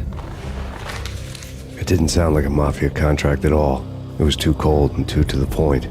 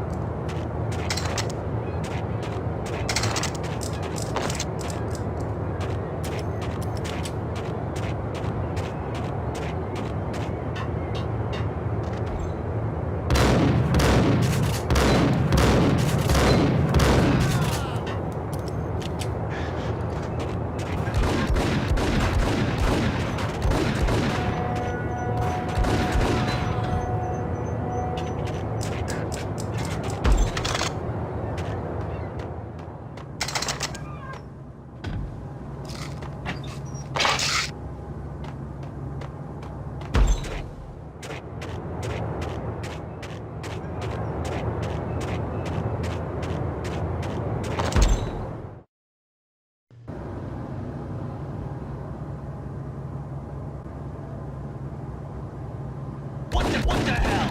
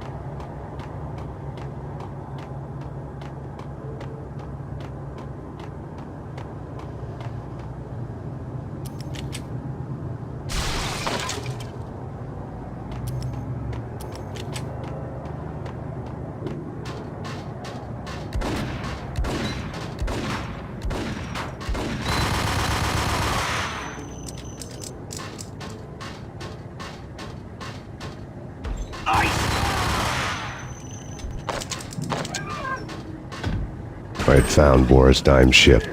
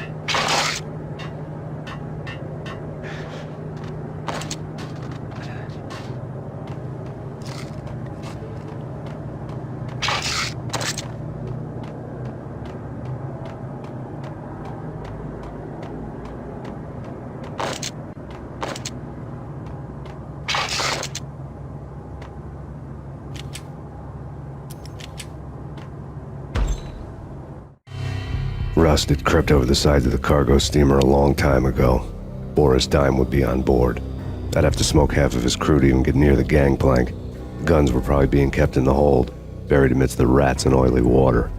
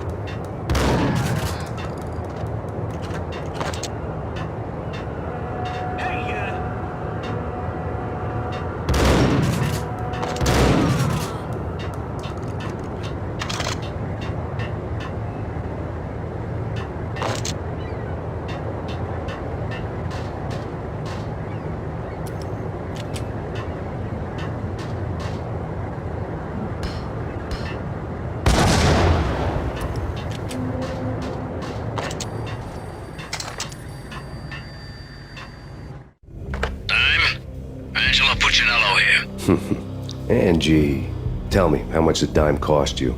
I bet it was more than his name. Max Payne. Right the first time. You're dead, punk. You sure you're not confusing me with Boris here? But you are right, of course. Pretty soon we should get together and have a talk. You son of a... Pissing Punchinello off was a dangerous game, but when people get mad, they make mistakes. I should know. That's where I wanted Punchinello, mad enough to trip over his own feet, preferably into a grave.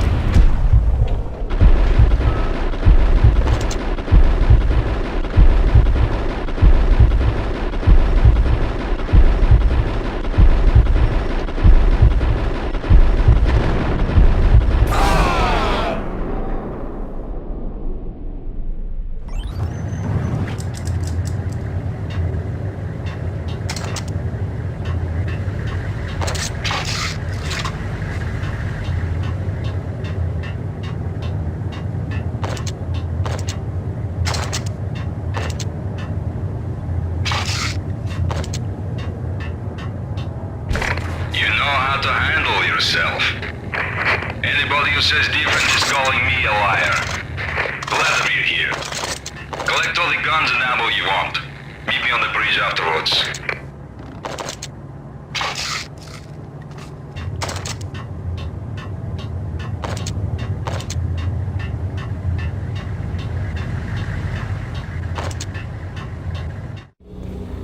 Did you get everything you need? Check. I owe you. Anything you need. This is my solo. When I'm through, Punchinello won't be anybody's problem anymore. Clear as vodka. But anytime you get between a rock and a hard place, just whistle. This could be the beginning of a beautiful friendship. You really get a bang out of this big-time gangster act, don't you? Even with all this firepower, I figured I couldn't get to Punchinello at his manor. I could only hope that he wouldn't pass a chance to hear me beg, to see he's won. This is Max Payne. I want to cut a deal. Payne, you're a dead man. That's what everybody keeps telling me. I got your ship and her cargo. I want to meet. No pain, no gain. Capiche? You know my restaurant? Yeah, I know it. 1 hour. Punchinello's restaurant had seen better days. Snow was falling like ashes from post-apocalyptic skies, but that was outside. Things would soon get hot in the Don's restaurant.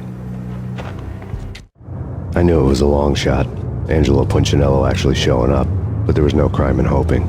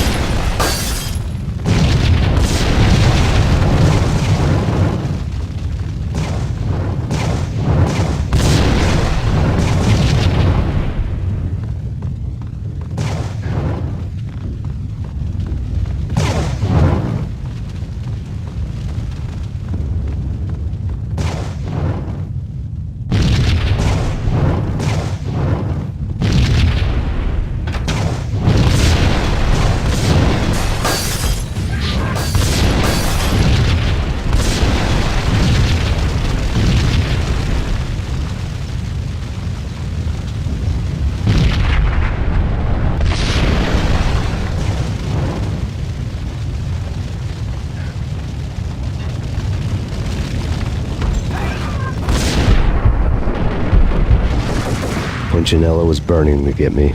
The feeling was mutual. He was trying to put out my flames with gasoline.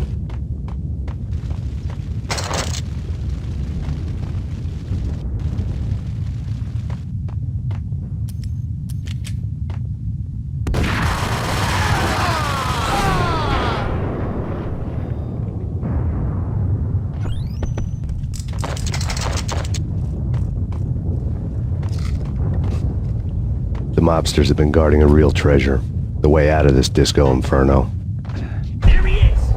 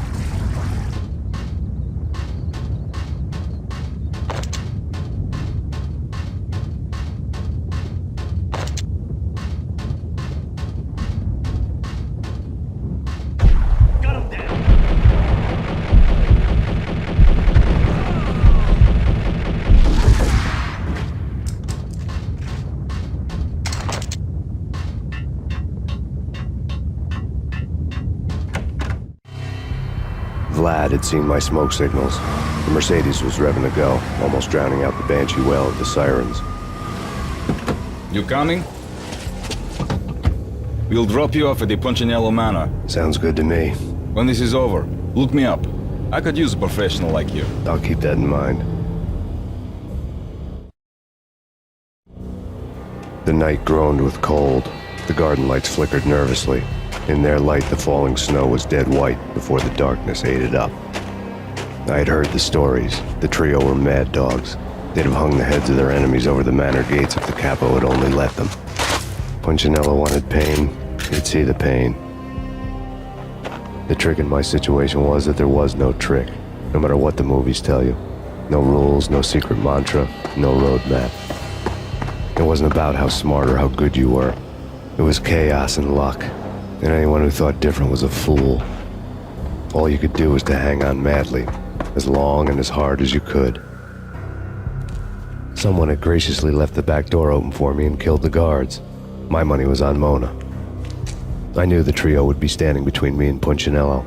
I had read their rap sheets, thick as phone books. No one would be walking out of here alive. The numbing cold of the broken night had followed me in.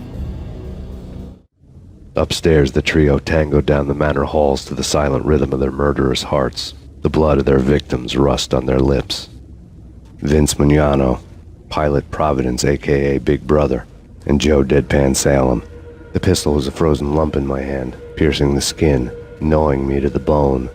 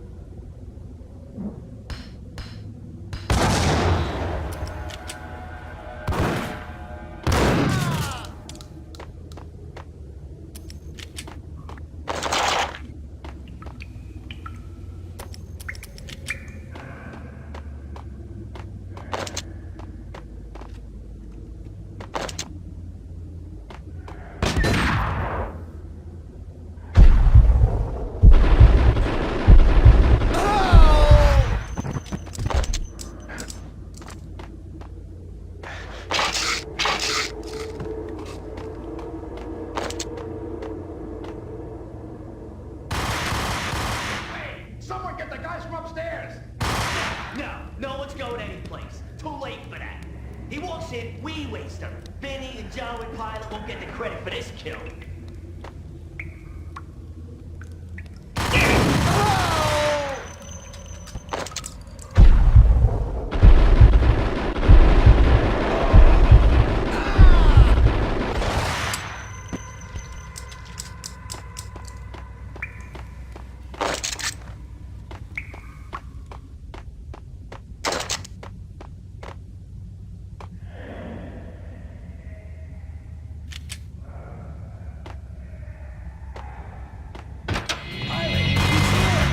It didn't take me long to run into the trio.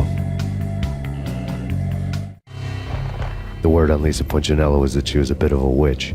The tarot cards on the kitchen table fit the picture. They weren't my kind of cards, but I was willing to take a crack at the hand Mrs. Punchinello had dealt. The first card was the tower. Maybe that was supposed to be the manor. It got easy after that. The devil was the master of the house, and death was me, coming for him.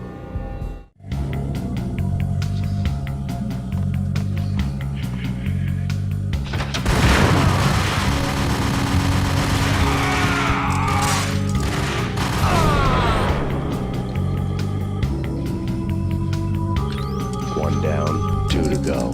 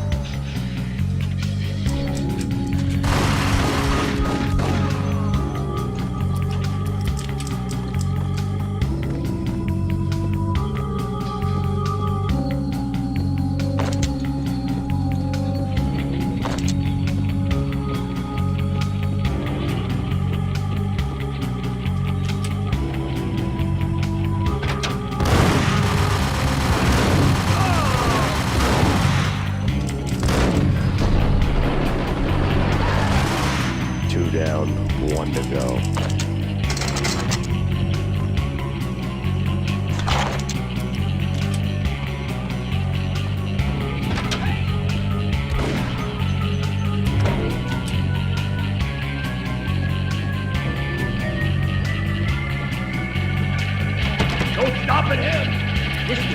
Just stop anything. Up.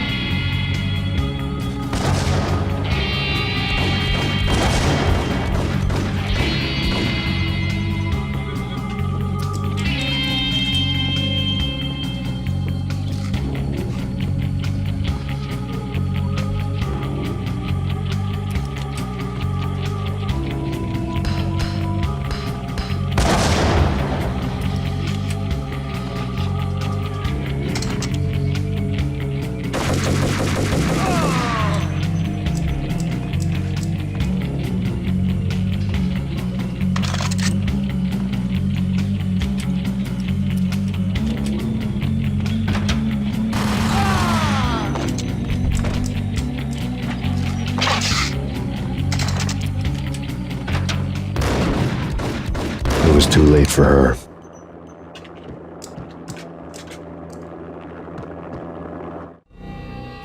You're a real angel, Max. I couldn't tell whether it was Mona or her sister. The body was a mess. The sick bastard had really gotten a kick out of it. Seeing her lying there got me thinking about another woman's body on another bed. Got me thinking about a fallen cradle.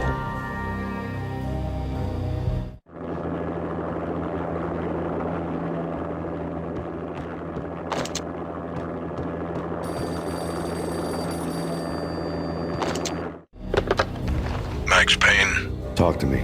Alfred Woden. You've got company. An armed helicopter just landed on the manor grounds. You must hurry. The more the merrier.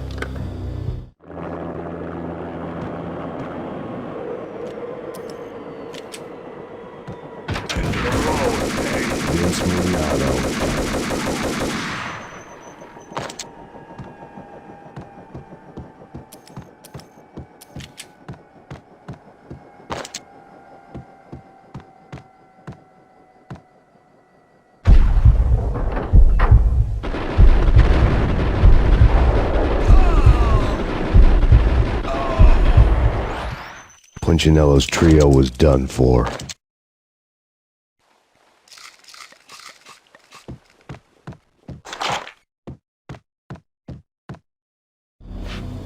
Outside my door. Hurry. He's coming for me. You gotta hurry. Please. I could hear Punchinello on the phone begging for help. He should have been saying his goodbyes. Punchinello was a pushover. The moment I stepped into the room, he folded like a deuce before a royal flush. No, wait. I was just doing what I was told. I couldn't refuse. She's someone high up. Government, maybe. I don't know. He was trying to buy more sand for his hourglass. I wasn't selling any.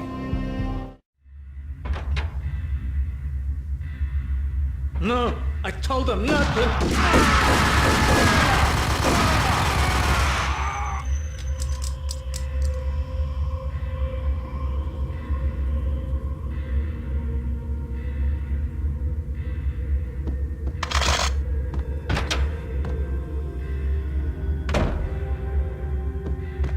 Drop it. Don't move. Game over, Max Payne. I could tell when I was outgunned. It was time to take another beating. The mystery witch was a real barracuda. Trouble on dagger heels, a smoking assault rifle in her hand, and an army of killer suits behind her. How sweet. I get to kill two birds with one stone. Sooner or later, it was going to catch up with you. Mr. Payne, it's time to show you the benefits of my brew. Be a good boy now. You'd find that Lady Luck was really a hooker. You were fresh out of cash.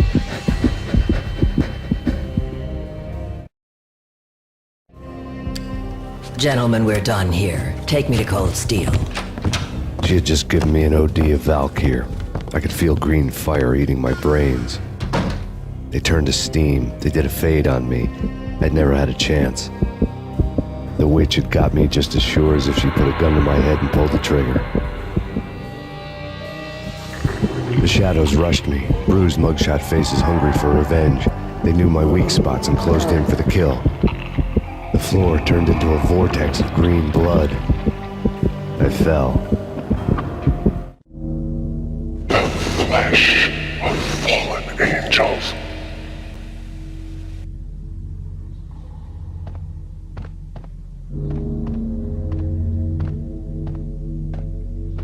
there?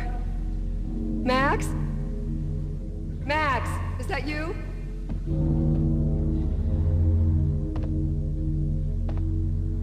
Max? Where are you, Max? Please.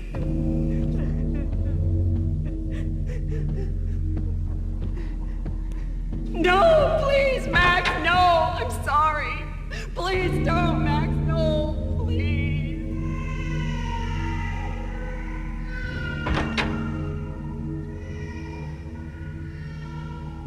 Max? Where are you, Max? Please. The letter was staring at me. There was something disturbingly familiar about the letter before me. The handwriting was all pretty curves. You're in a graphic novel. The truth split my skull open, the glaring green light washing the lies away. All of my past was just fragmented still shots, words hanging in the air like balloons. I was in a graphic novel. Funny as hell. It was the most horrible thing I could think of.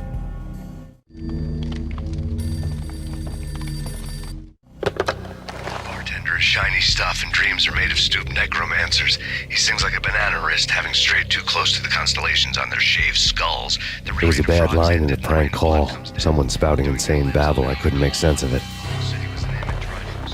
But I had an overwhelming sense of deja vu. The caller's voice sounded oddly familiar.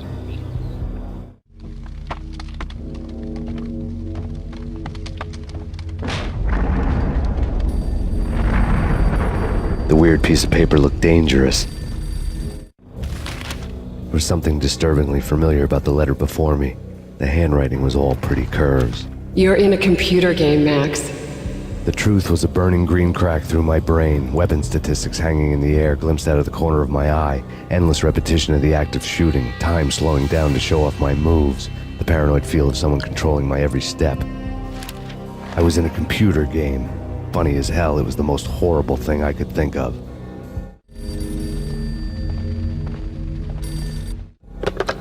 Don't lose it. It's Valkyr. The drug. Snap out of it. Try to remember.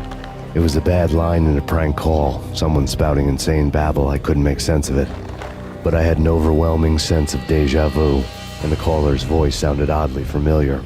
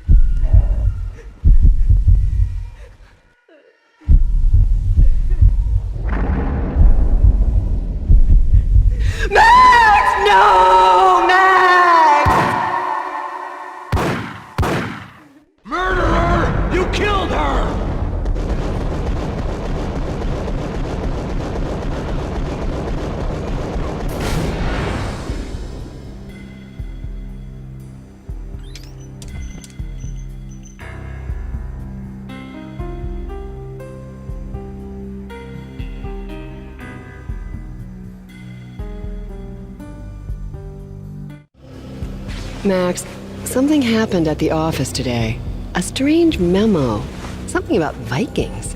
Honey, I gotta run. You can tell me all about it this evening. Have a nice day, darling. The bullet holes were rubies on her chest, blood glowing on her ivory skin. She was so beautiful. The killer was smiling. The flesh of fallen angels. Slowly, the green nightmare faded, leaving dark stains on my soul that would never come off.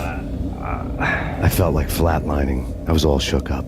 I woke up in a cold sweat, sick and tired to the bone, lying in a puddle of my own puke. The hag had said take me to Cold Steel before it had all gone crazy. It was a clue, the only one I had. It took me forever to crawl back to my feet and hit the road, but when I did, I drove straight to Cold Steel Foundry outside the city. There was a whole lot of action around the place for a freezing winter night. Trucks coming and going, men running. I had the drop on the mystery witch. She thought I was dead. I was on her blind side. I was going in. The bad trip had put me in a crazy mood, adrenaline pumping through my aching veins. Staggering on the mill roof in ice and snow and wild wind, I was a ninja. My kung fu was strong. I wasn't kidding anybody. At best, I was Superman on Kryptonite about to fall through a skylight, down to where it was all going down. A half-abandoned industrial area in the middle of nowhere. The factory was a perfect front for any number of illegal activities.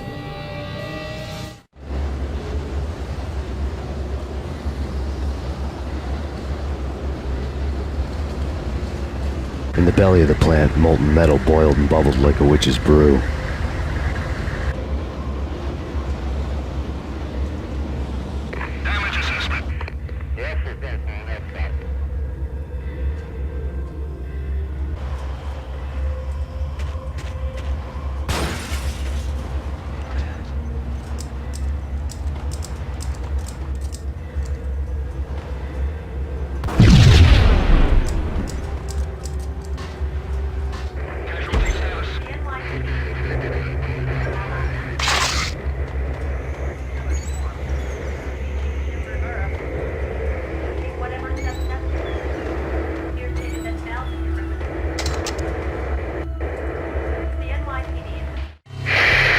Life-threatening weather conditions. A record-breaking killer storm. In the city's history, vehicles stuck in snow. Heavy snowfall. Forecast shows severe weather is expected to continue. Out in the night, snow fell like confetti over the Devil's Parade. The storm was anything but over.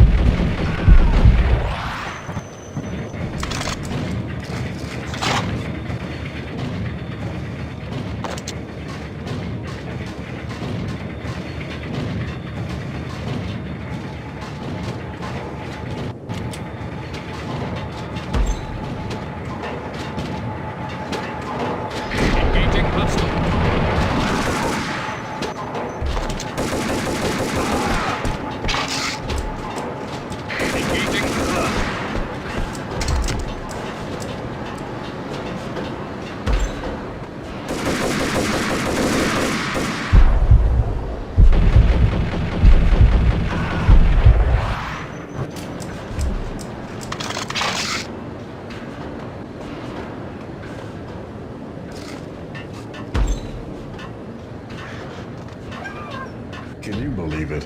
I bet they sleep with their...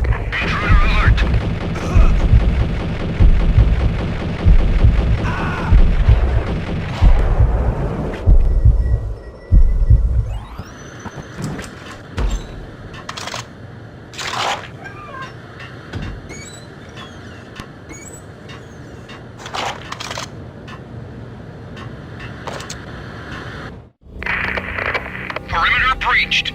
The facility has been compromised. Repeat, the Deep Six has been compromised. Initiate Operation Deadeye. The walkie-talkie military lingo could mean only one thing.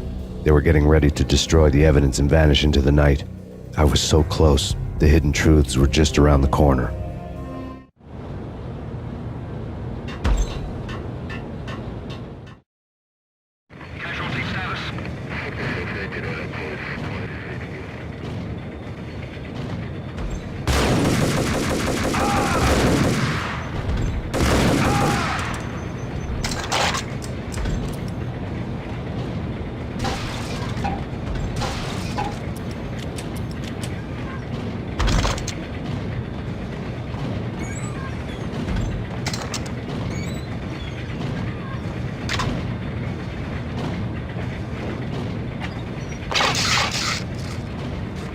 The folder on the table told a grim tale.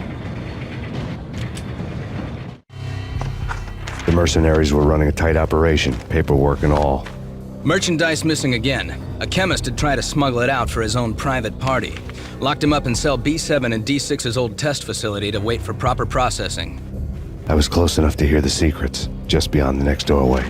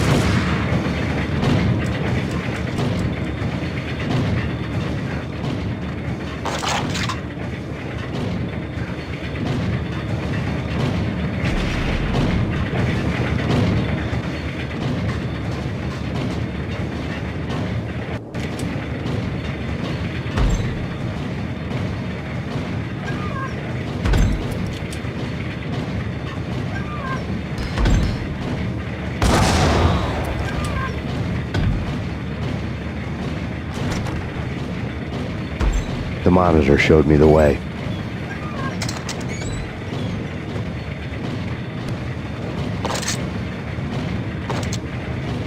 Processing diagrams filled the control room screens, all but one. An elevator titled D6 on one of the screens, somewhere onwards, past rows of ovens, in the core of the plant.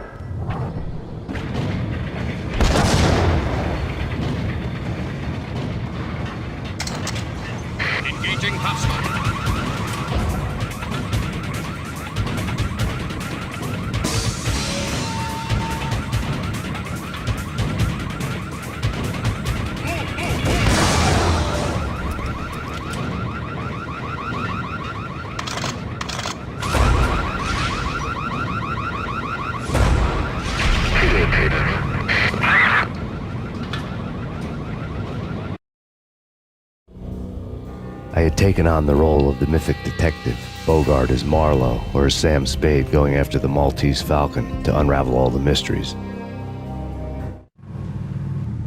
Following a path of clues to that final revelation, even if it would take me down to the cold, cavernous depths of a grave. You can't do this! My men are still inside! Do you have any idea why this is called Operation Deadeyes?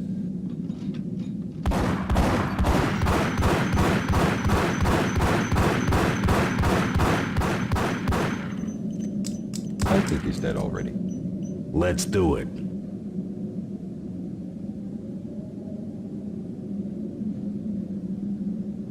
Attention all personnel. The self-destruction sequence has been initiated. Evacuate the complex immediately. Repeat, We've got company. The self-destruction sequence has been initiated. Proceed to the nearest exit immediately.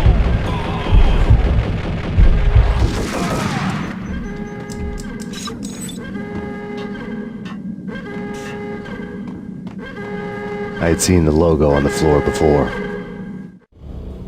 There was an old army bunker under the steel mill. I knew the military plaque on the floor. I had seen 1,000 variations of the insignia on crumbling brick walls everywhere in the city. The sword replaced by a syringe. Project Valhalla, V for Valkyr, V for Valhalla. All of a sudden it read like a crackpot conspiracy theory.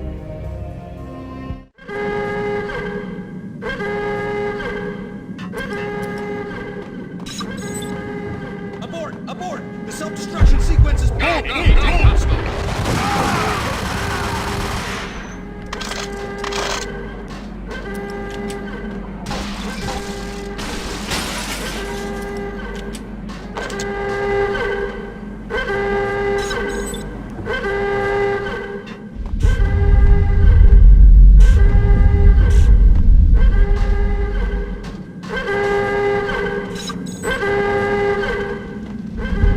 Attention all personnel. The self-destruction sequence has been initiated. Proceed to the nearest exit immediately. Like everything else in the Valkyr case, the door code was a mystery to me.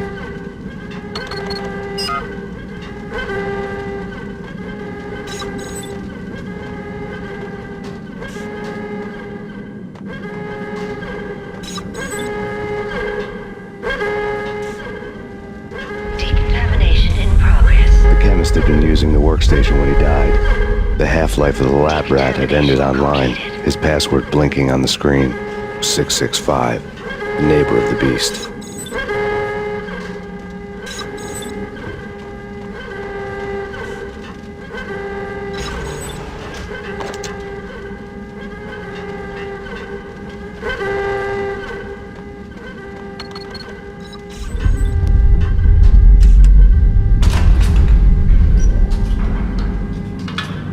Attention all personnel. The self-destruction sequence has been initiated. Proceed to the nearest exit immediately. Hey! In here! Hey! Get me out! Thanks. I thought I was gonna die in there for sure. I need you to get me through the decontamination chamber airlock. You're crazy! No way! The place is blowing up, for Christ's sakes! Either that or back to the cell. Your choice. Okay, I'll do it. I'll do it.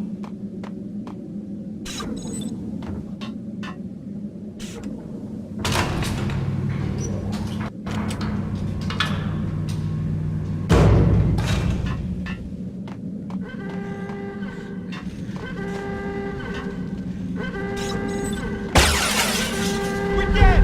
We're dead! Go, go!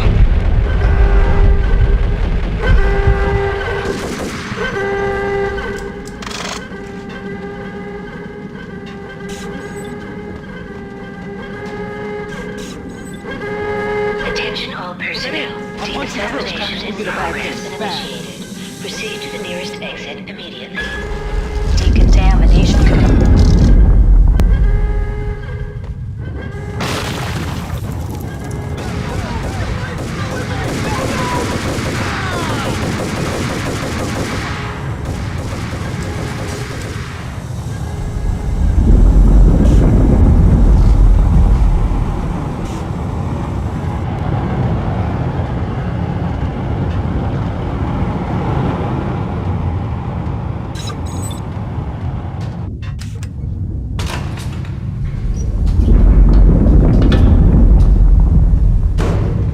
was caught in the middle of the deadly web that was the Valkyr case.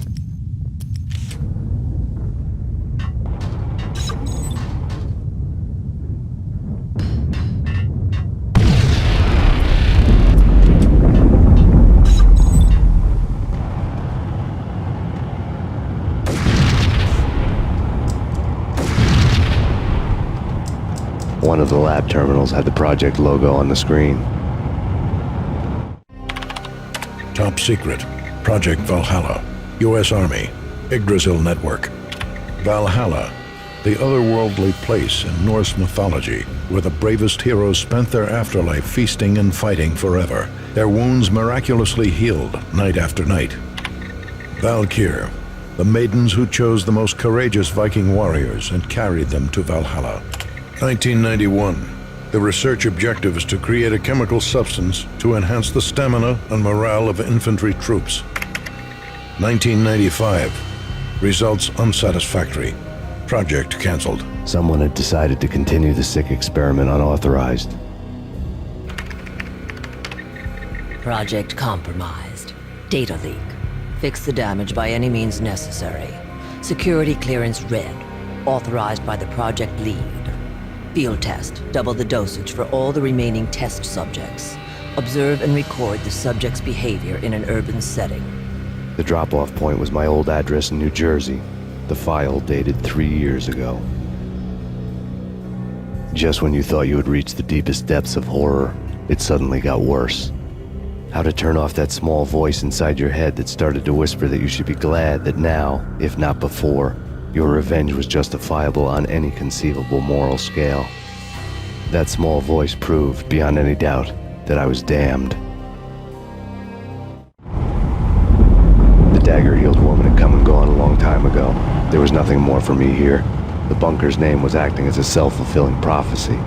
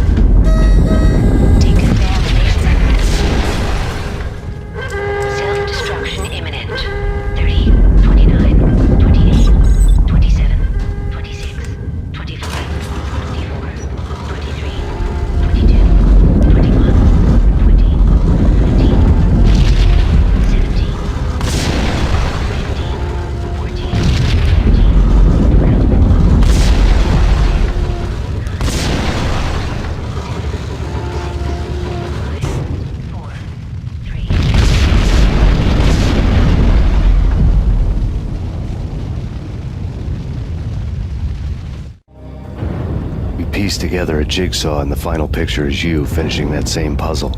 A mad, green-eyed killer standing behind you. An urban legend come true. The Project Valhalla test subjects had been the mad junkies who had murdered my loved ones. The rest was simple body count math. It all pointed to her. Ms. Valkyr. The factory went up in a fiery inferno behind me. All my leads were dead, turned to smoke and dust. I had lost my way. I hadn't slept in a million years.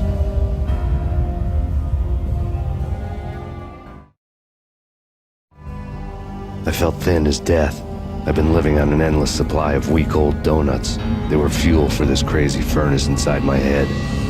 I couldn't remember when I had last seen the sun. I was on a permanent graveyard shift. When the darkness fell, New York City became something else, any old Sinatra song notwithstanding. Bad things happened in the night. On the streets of that other city, Noir York City. I was in an all-night diner, downing cup after cup of coffee that tasted like engine oil, when a new message from BB got me back on the killer track. What the hell happened at Roscoe Street? Maxie, I'm going out on a limb here. We need to talk this through, come up with a plan. 2:30 a.m., the Choir Communications Garage. The more I thought about Alex's murder and the frame-up, the more it felt like an inside job. I should have seen it coming. BB had sold me out, and now he wanted to finish what he'd started. The garage was dead. BB showed up in his tailor-made suit, gold watch, and cufflinks to match, all way beyond a cop's pay. Maxie. Oozing suave charm, he was guilty as hell. What the hell does BB stand for anyway? Backstabbing bastard? Come on, don't be like that. Have a cigar. I don't smoke. Maxie, you have no idea how big this is. It's huge. You have no idea. I think I do. You're a bribe-taking bent cop who sold out his partner. Those mobsters in the subway were a dead giveaway. Hard to miss. Bet it was exactly like this with Alex. Up close and personal. You can't win this one, Max. No, but I can make damn sure none of you do either. BB turned out to be another cardboard cutout bad guy.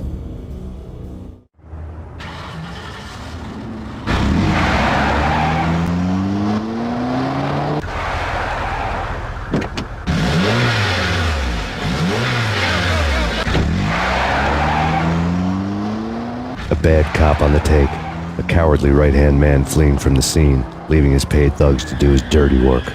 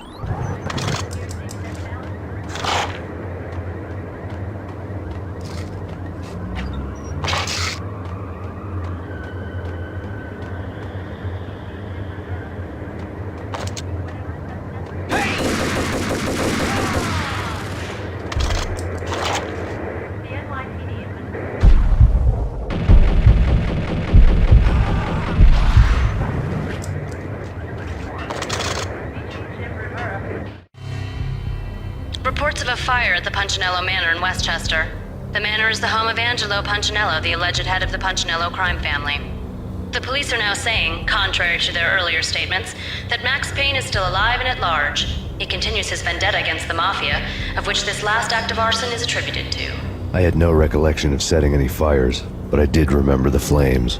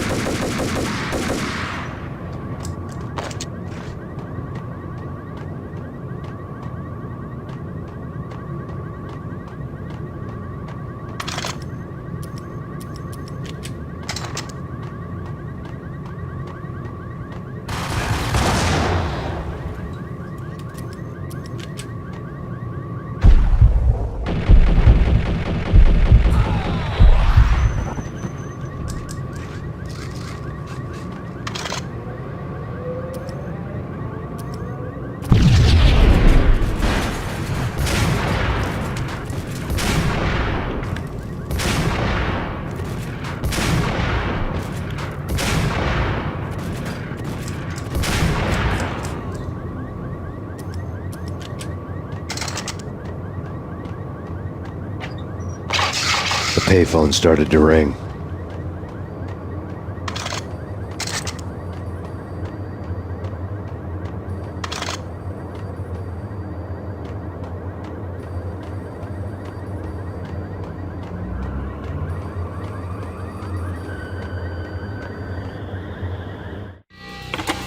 Yeah. Max Payne? Whatever does it for you. This is Alfred Woden. I can give you the name of your enemy. Come to the Asgard building presently. We are expecting you.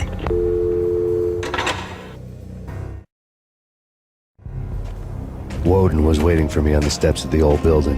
Mr. Payne, let's go inside. The others are anxious to begin. The others? Despite the general misconception, this building actually predates the City Hall by 2 years, thus being the oldest municipal building still in use here at the foot of the Brooklyn Bridge. No kidding. The old man played tour guide as he led me through a dark, domed hall. The answers I was after loomed large ahead. Mr. Payne, I would like to introduce you to my colleagues in what we call the Inner Circle. You've been watching too much X-Files. You have seen the files on Project Valhalla. We can fill the gaps, provide you with the information missing from those files. We were all involved in the early stages of the project during the Gulf War.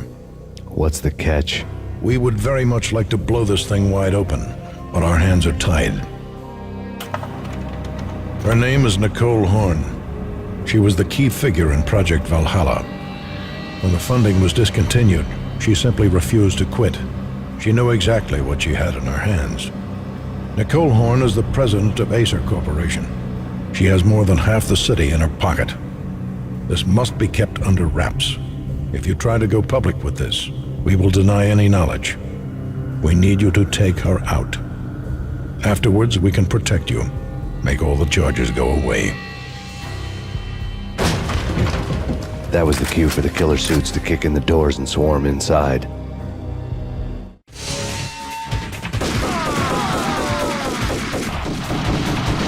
It was an impressive floor show, but I decided to leave early anyway. It was only a one-story fall. Lucky me.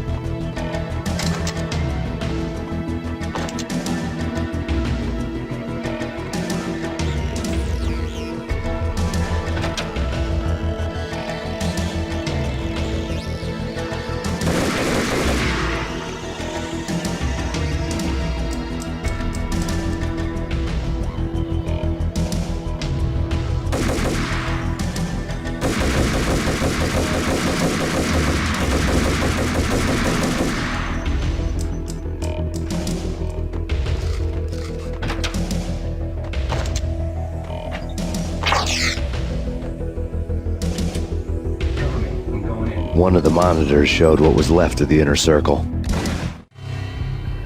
On screen, the so-called corpse of Alfred Woden stood up, miraculously waking from his dirt nap, looking smug among his dead pals. In the land of the blind, the one-eyed man is king. I didn't know how he'd pulled it off, but it was a pretty slick way to get out of all his promises. Most of what he had said fit too well to be a load of crap.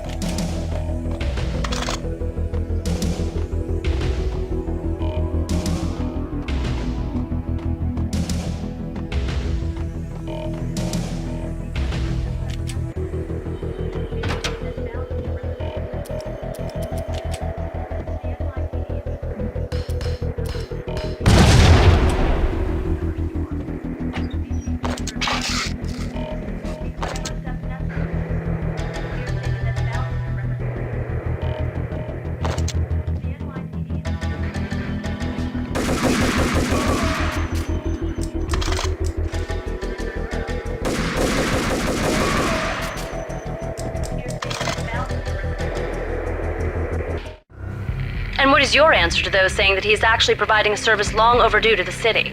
This crusade nonsense has gone too far. He's out of control. It must stop. He will be stopped. That was Deputy Chief Jim Rivera from the New York City Police Department.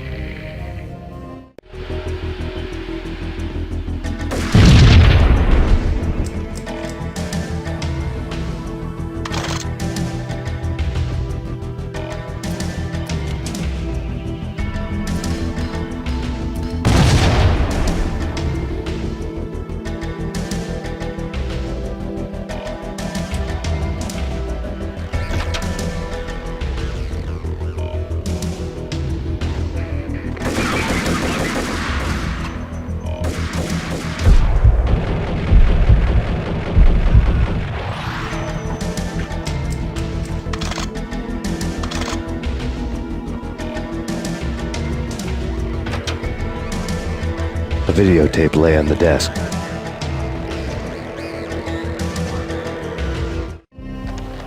Nicole Horn had blackmailed the inner circle into silence. The tape came with a curt extortion note on a piece of expensive paper. I remembered Candy Dawn taping her clients in action on the side, selling the tapes to the highest bidder.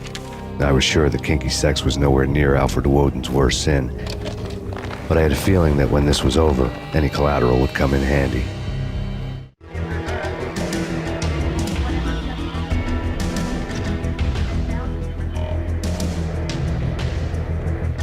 Woden had left me a present. Woden had taken care of my mission preps with military precision. The critical areas in the Acer Corporation headquarters blueprints were circled in red. The president's office was at the top of the building, right below her penthouse suite. The elevators were controlled by a security computer, part of the mainframe located underground below the building. The high-rise was sealed as tight as a sci-fi fortress.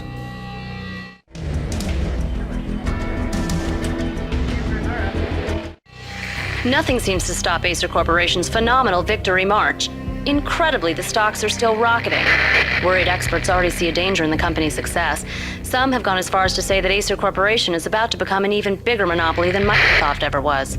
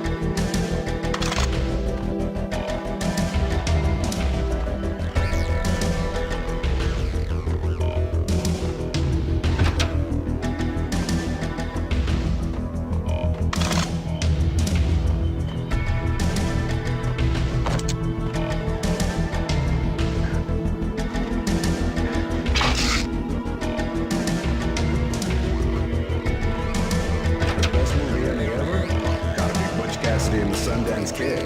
A hero's ad. Going out with guns. Yo, what the hell? Hey!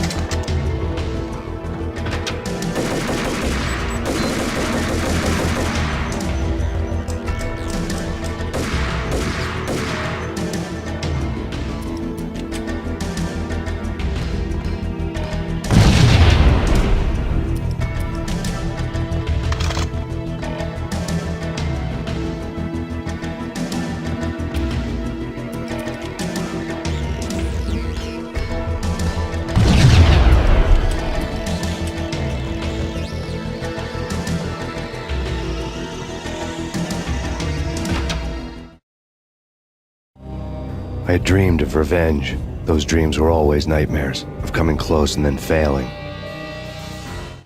Now I was close. I had a name to guide me, Nicole Horn. I had nothing to lose.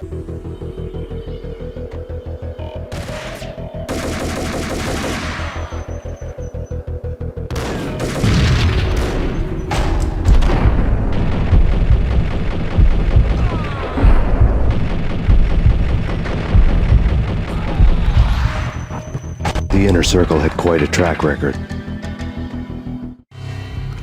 Project Valhalla had not been the only thing the Inner Circle had been involved in. There were rows of cabinets full of files. The Serpentine Secret Society went back a long way, always pulling strings from the shadows. I couldn't say I was sorry. Woden's move in some Byzantine power game had cut the Circle's membership roster to 1. The old man wanted me on cleanup duty. It was my mess too.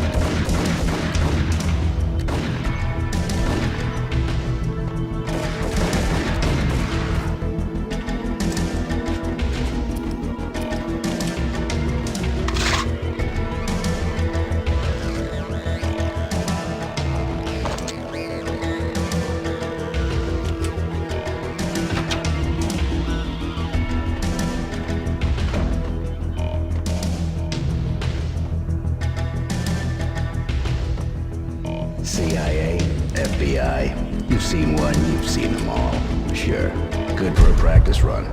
But this... Engaging hostile.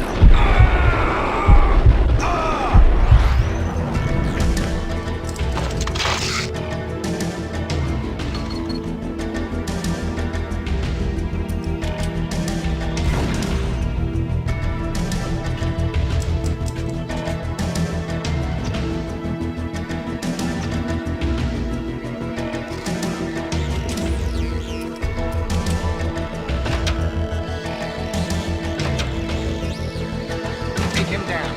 Shoot to kill. Let's finish this.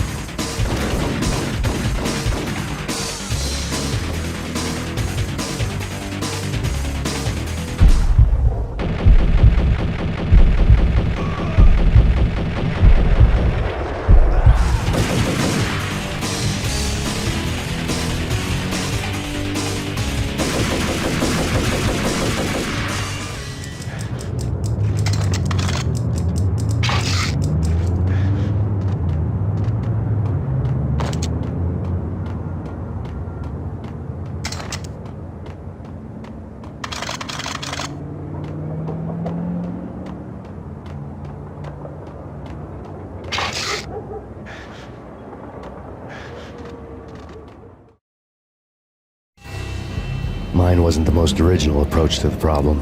It wasn't as if it hadn't all been done before. An eye for an eye, the first principle of revenge. Old as dirt, still going strong. The cardinal rule in going after someone with an intention to kill was not to make it personal, which it almost always ended up being anyway. It did with me. I took my time, cruising around the city in the snow. There was no hurry. I knew what I had to do now. I took my time, thinking about it, building up the rage. When I was ready, I parked the stolen wheels at the front entrance of the Acer Corporation headquarters. Got out, got in, got cracking. I had a bullet with Nicole Horn's name on it. I had 10,000 bullets with the Hag's name on them. She had ultra-high-tech security systems, enough mercenaries and weaponry to start World War III. There was no fear. New York disappeared behind a veil of snow. I had crossed the threshold. This was her domain, sleek and sexy and soulless, all glass and steel. A place of color-coded security key cards, metal detectors, and surveillance systems.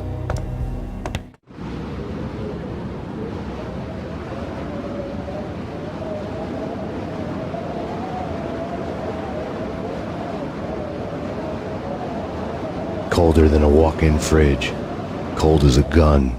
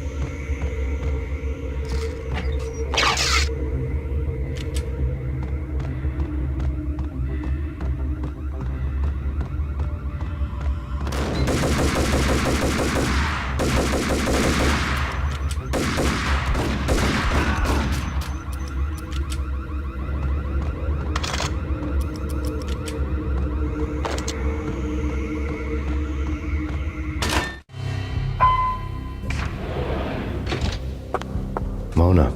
Looking good. Max, we gotta stop meeting like this. It will be a cold day in hell before I let a narc cop stop me. Miss Sachs, do your job. Relax, Max. You're a nice guy. I don't kill nice guys. You're not bad yourself. It was different when Horn wanted Punchinella dead, to cut her ties to the Mafia. He deserved to die. The same goes with her. She's the bad guy here. Her sister was whispering to her in my favor. I knew the appetites of ghosts intimately. They hungered for revenge. No! A gunshot boomed and she fell down in slow motion. She was a nice girl, not really a stone-cold killer. And now she was stone-cold dead. Like religious fanatics or loyal samurai, Horn's private army was coming at me. Terminate.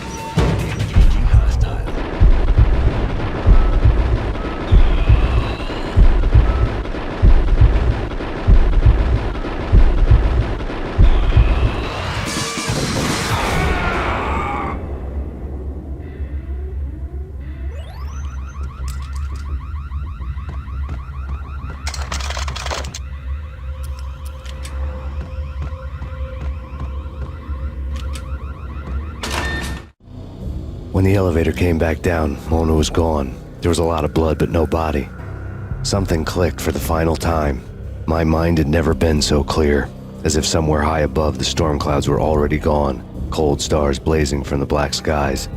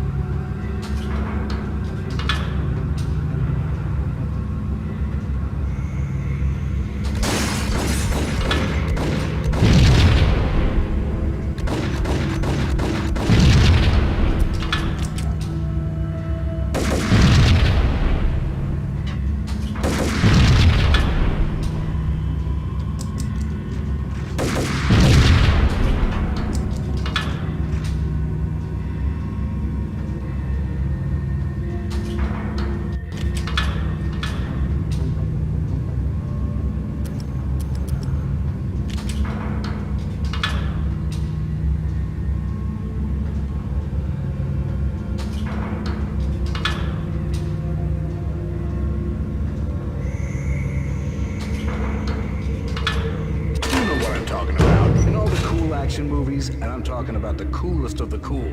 It always seems like time slows down. What the hell?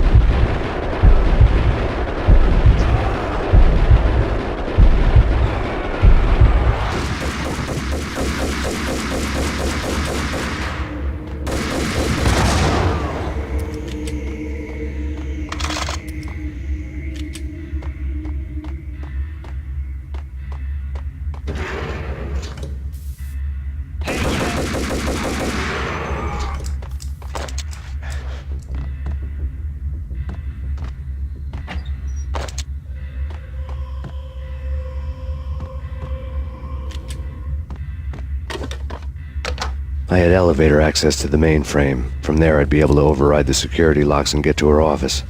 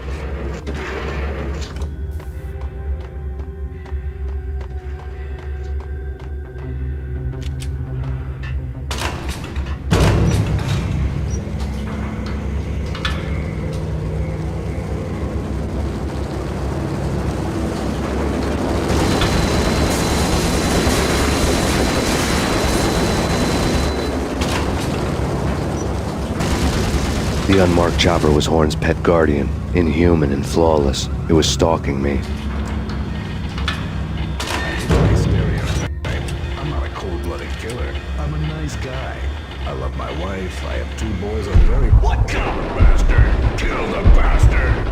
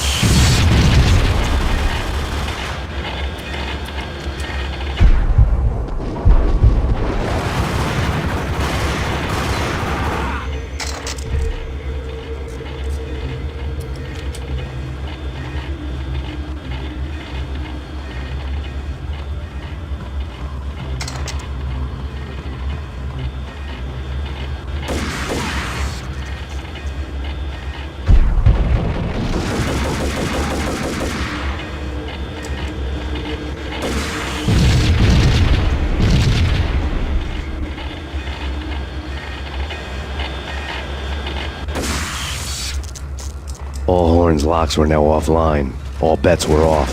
The elevator would take me all the way up.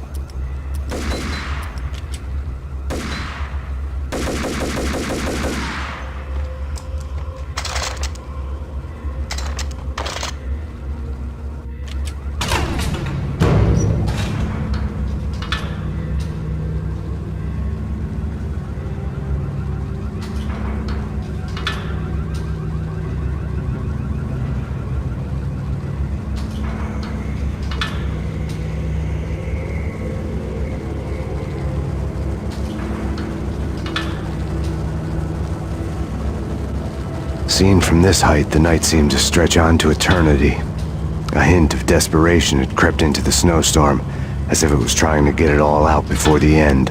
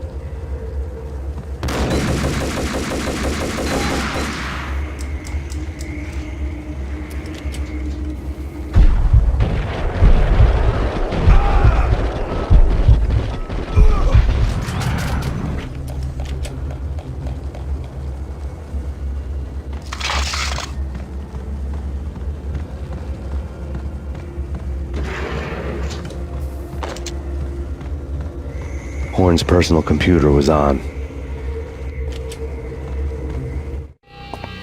Next to the printer was a neat stack of expensive paper.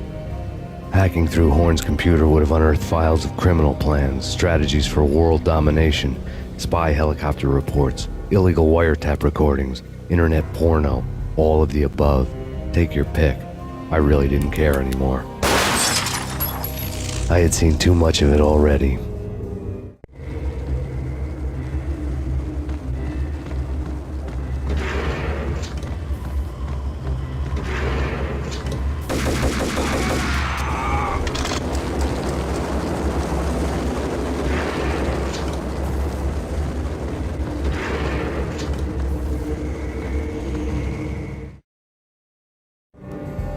Valkyr had been meant to be a white-winged maiden that would lift you to a warrior's heaven, but it turned out to be a one-way demon ride to hell. The devil was in the drug. I knew. I had met him.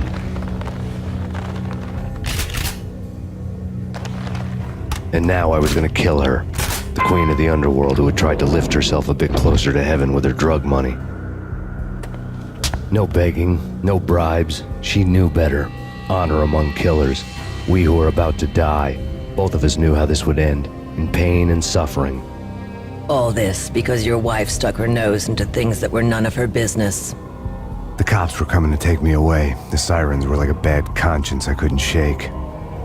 It's ridiculous you've made it this far. You won't be alive when they get here. Stop him!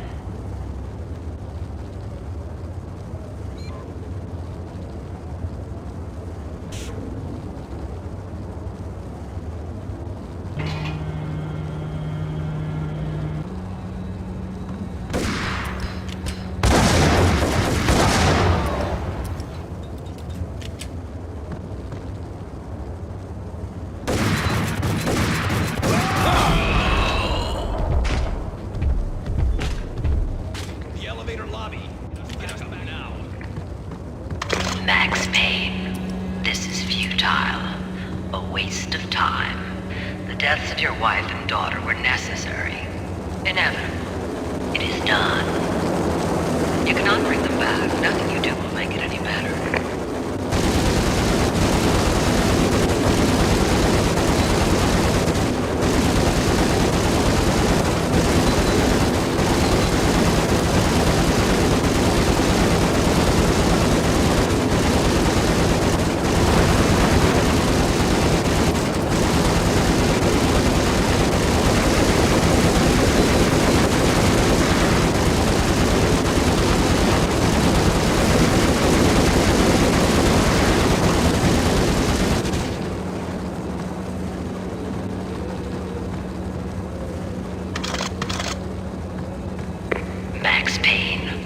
are fighting a losing battle.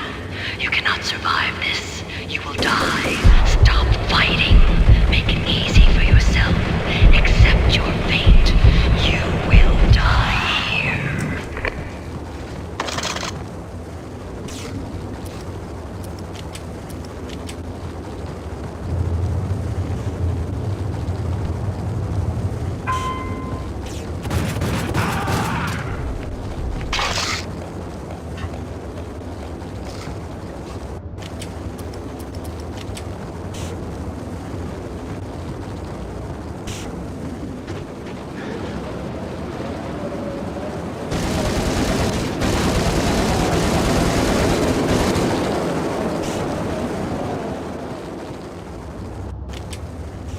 Max Payne, face it.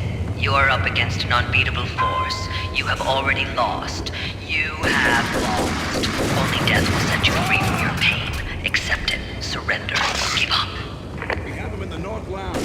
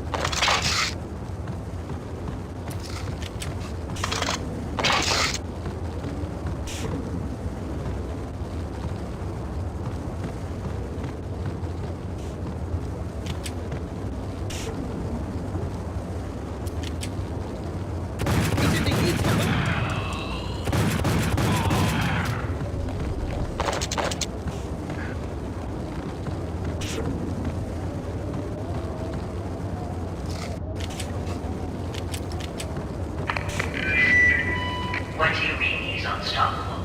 You are superior to him in every way that counts. You are better trained, better equipped. You outnumber him at least 20 to 1. Do your job.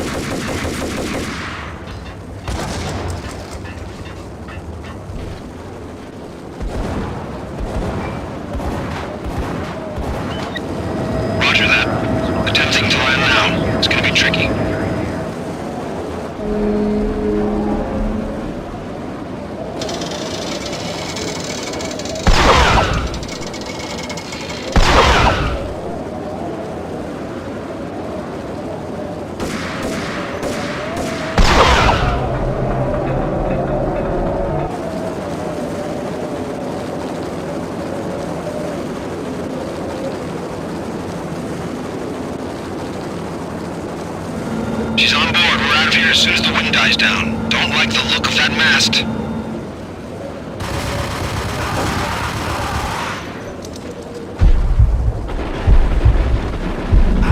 Lift off in 1 minute.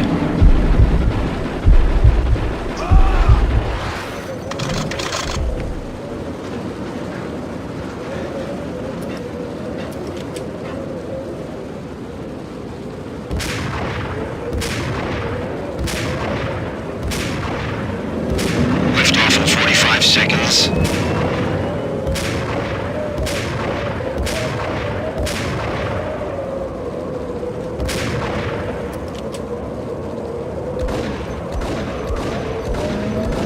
30 seconds to lift off.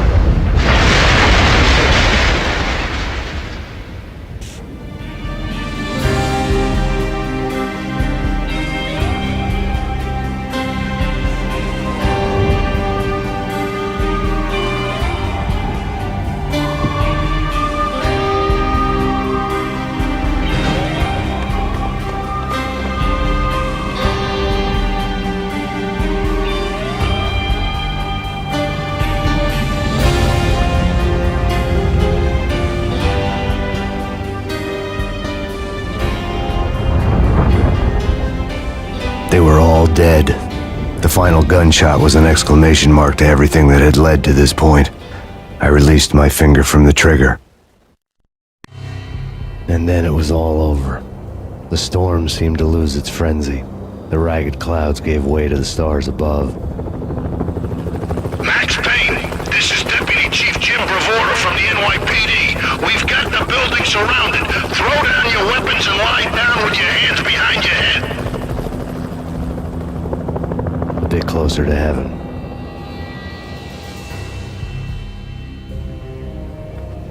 The cops' voices were distant and muted. Freeze! NYPD! Hold it right there! My ghosts released me from their haunting. Down below, New York City glittered like diamonds on black velvet. You gave us one hell of a ride. Take him down to Central Booking. You heard the man. Woden was there in the crowd, standing by the sidelines. It wouldn't be over till the man with the patch would say so. He'd say the right words. I knew he would. He'd better. Woden grinned smugly. It was the grin of a winner. That made two of us.